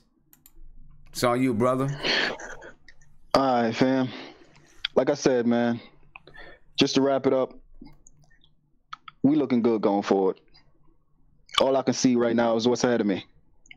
You know what I mean? I'm a Knicks fan, man. I've been holding it down for a while now, and every year I have to forget about the past and look forward. You feel me? Mm-hmm. And I ain't even gonna lie about it, but looking forward now, man, I can see the light at the end of the tunnel. You know what I mean? I could literally say I can see the light at the end of the tunnel. Our future look bright. We got assets. We got young kids, you know what I mean, willing to learn. And, you know what I mean, I like Fizdale, good coach, front office, you know what I mean? We got it from the top down. Yeah. We got it from top down. Yeah. You know what I mean? Less Dolan, you know what I mean? Less Dolan. Right. But, we good. Yeah. We good. Yeah. So, can't like I said, optimism going forward, man. That's about it. Yeah. That's my little spiel. I feel you. Okay, and I'm with you 100%, man. I trust this front office. I think we're doing some. I think we just for the first time in a long time, you just feel like these guys know what they know what they're doing. Just feels that way. Yeah, they know what they're doing. And you know what? You know what though? What I can literally say about it is what I liked about this regime. You don't get a lot of leaks, man. Yeah. Right. In the past, it's always in the media before it happens. Now, when the trade went down, you're looking like, what? What? That's what I like. Same thing happened with Melo. That's what I like. Right, exactly. Same thing happened with Melo. Was like, damn, that came out of nowhere. Yeah. Bam. Exactly. Yeah. Unexpected. And that's what I could literally say. They cleaned house. Yeah. Somebody was in the organization leaking the news to the, you know what I mean? Woj didn't even report this. Right. You know what I mean? That's what I'm talking about. That's what I like. I love that. Yeah. That's going to build the organization up. That's going to build trust. Exactly. Yeah, man. But like I said, that's my spiel, man. And I try to jump back on. All right. I'm going forward. No doubt. Glad to have you in here. All right, fam. All right, peace. All right, man. You guys have a good night. You too. All right, Mark. It's on you, man. Yo, the way I'm in this chat just laughing because the way y'all ride out on my boy KP, God damn. Hey, Mark, come on, man. You gotta admit it, yo. Like KP, listen. The easiest thing to do, right? The easiest thing to do would have been okay, I got traded. Let me just go to my squad. Let me go to my new squad and just rock with it. Right? What he said the other night, I don't want to look about in the past. I want to look forward. He could have said that way from the beginning. If he would have easily, like Porzingis and his team, they don't understand. Listen, They're not from here. But they don't. I mean, but you don't have to be from here to understand media, right? And they don't understand it. But hold on. But they don't understand it the way you're dealing with the New York Knicks, who are masters at spinning things, right? Yeah, because they PR is gangster because the owner owns it. Yeah, I mean, but look, the easiest and best thing that KP could have done, and it would have made the Knicks look horrible. Really, it would have. Now, I don't want to say horrible. Not horrible, but it wouldn't have looked like this for KP. If he would have just be like another Knicks thing. If he would have simply just said, I appreciate the New York Knicks organization for drafting me. They'll always have a special place in my heart. I love the New York fans. I love New York City. It didn't work out. I'm moving on to Dallas. I hope the best for the Knicks. And I'm looking forward to playing in Dallas. And left it at that. Went to Dallas and did his thing. New York fans would still be like, yo, I can't believe we traded KP. I mean, I know we got this, but dang. Right? Son. That's all KP had to do, and everyone would have been in support of KP, really. Son, but he comes out and starts saying this, starts saying that, post him and Luka, and all this junk. And the truth comes out. If he would have I'm gonna read that again tonight, because I'm still pissed off at Giannis. If he would have did what I just said, when all this stuff, when Mark Stein, made this article and all this stuff started to come out, people would have been like, I'm not sure if I believe it. Sounds like the Knicks are trying to spin it. But what happened with KP? Everybody believes what the Knicks are saying because of the way KP is acting, right? You know what? That's amateur hour. KP is amateur hour, man. It's amateur hour. They could still spin it as in, they wanted to trade out, even though, Scott Perry didn't want him in the first place. So, either way they're going to win because that's never going to come out. So, it could be both ways, but it just, it came to fruition for Scott Perry in his way. So you want to trade out, but guess what? I already had a deal. Right? Look, get out of my office. I get traded. Right. I mean, it could be both ways. But with KP doing what he's doing, it makes it look like it's him. And then the fact that Phil Jackson wanted to trade him. I mean, it just makes it looks bad for KP. It looks bad for him. I listened to the last thing, and I remember Guamo was saying in the chat, Jamila to me. I'm like, why are people saying Jamila? So I went back and listened to what Jamila said. Tell her that was cute. And if she's still offering tickets for the Dallas game, I would like front row seat with a nice penthouse for a hotel. I'm sure she's listening. That was cute. But listen, when she was ranting, she was speaking some facts though. Come on, man. No. The facts that came out was true. But it could also be the Knicks too, wanting them out first. And then it just worked perfectly that they wanted out too. And my whole thing was, I'm not mad at the trade. I just wondered, did the Knicks go anywhere else to see? And they did. So I'm fine with it. I'm fine with the trade. Just make sure I get those 2 superstars this year, because I just don't want the Knicks to do some dumb stuff with that amount of money. I don't trust them with that amount of money, because when we had a decent amount of money, guess what they did? Tim Hardaway. I know, but that was Steve Mills. I mean, I know Steve Mills is still there, but you got Scott Perry now. And I think Scott Perry is just a reasonable dude. You know what I'm saying? And you know, he just, from everything that we've seen so far, Scott Perry has done an excellent job. Listen, he been moving militant, man. He been moving militant. That's what I call it. Straight militant. Yeah. Straight militant work. Yeah. So, I mean, kudos to him. He moves in silence. Things aren't leaking. It's not getting out to the media. Yeah, definitely. He's doing it gangster style. I just don't trust that other guy, Steve Mills. He's been here for too long. He lied too much. He's been lying his whole damn life. He's been here. It's a liar. Chameleon man. And the thing is, when you say you get tickets for the first game next year, just know I will have a Porzingis jersey on. Yo, Mark, don't do it. They might throw you over the balcony, I'm going to piss everybody off, because that's what I do. Hey, Mark, they might throw you over the balcony. Don't do it. Don't do it. That's what I do. Piss people off. That's what I do. Porzingis will forever be in my heart. And I better hope he don't come back and drop 30, because you know how players feel when they come back to the Garden. And I'm going to be like, I told y'all so. All right, if they throw you over the balcony, don't sue me. Don't sue me. No doubt. No. You're not responsible, man. You're not responsible. I understand Knicks fans, because, froze up. My man Mark froze up on me. See if he comes back on. It looks like freaking grimy. What? Say that again, Mark. You said what? I'm like, I said the way they dogged him the day he got traded. I'm like, damn, New York is quick, yo. The way we switch is just like, yo, watch out, bro, because anybody can get it. Yeah.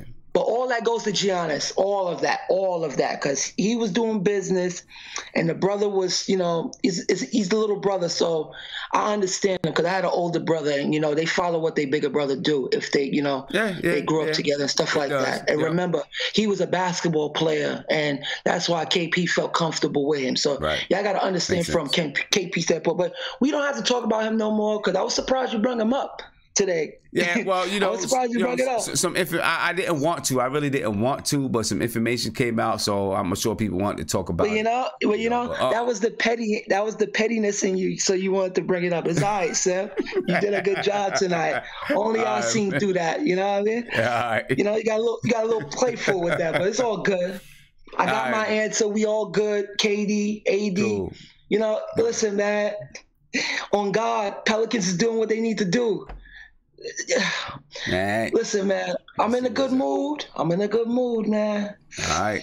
I'm in a good mood. Mark, I'm getting out of here, man. All right, man. Good chat, man. I know everybody in the chat, thought I was emotional the past days. We still got like 300 people on listening, man. So big shout out to them. Big shout out to you guys. Just make sure you can get up and go to work in the morning. That's all I ask. Yeah, I just got to understand. Porzingis is my baby, man.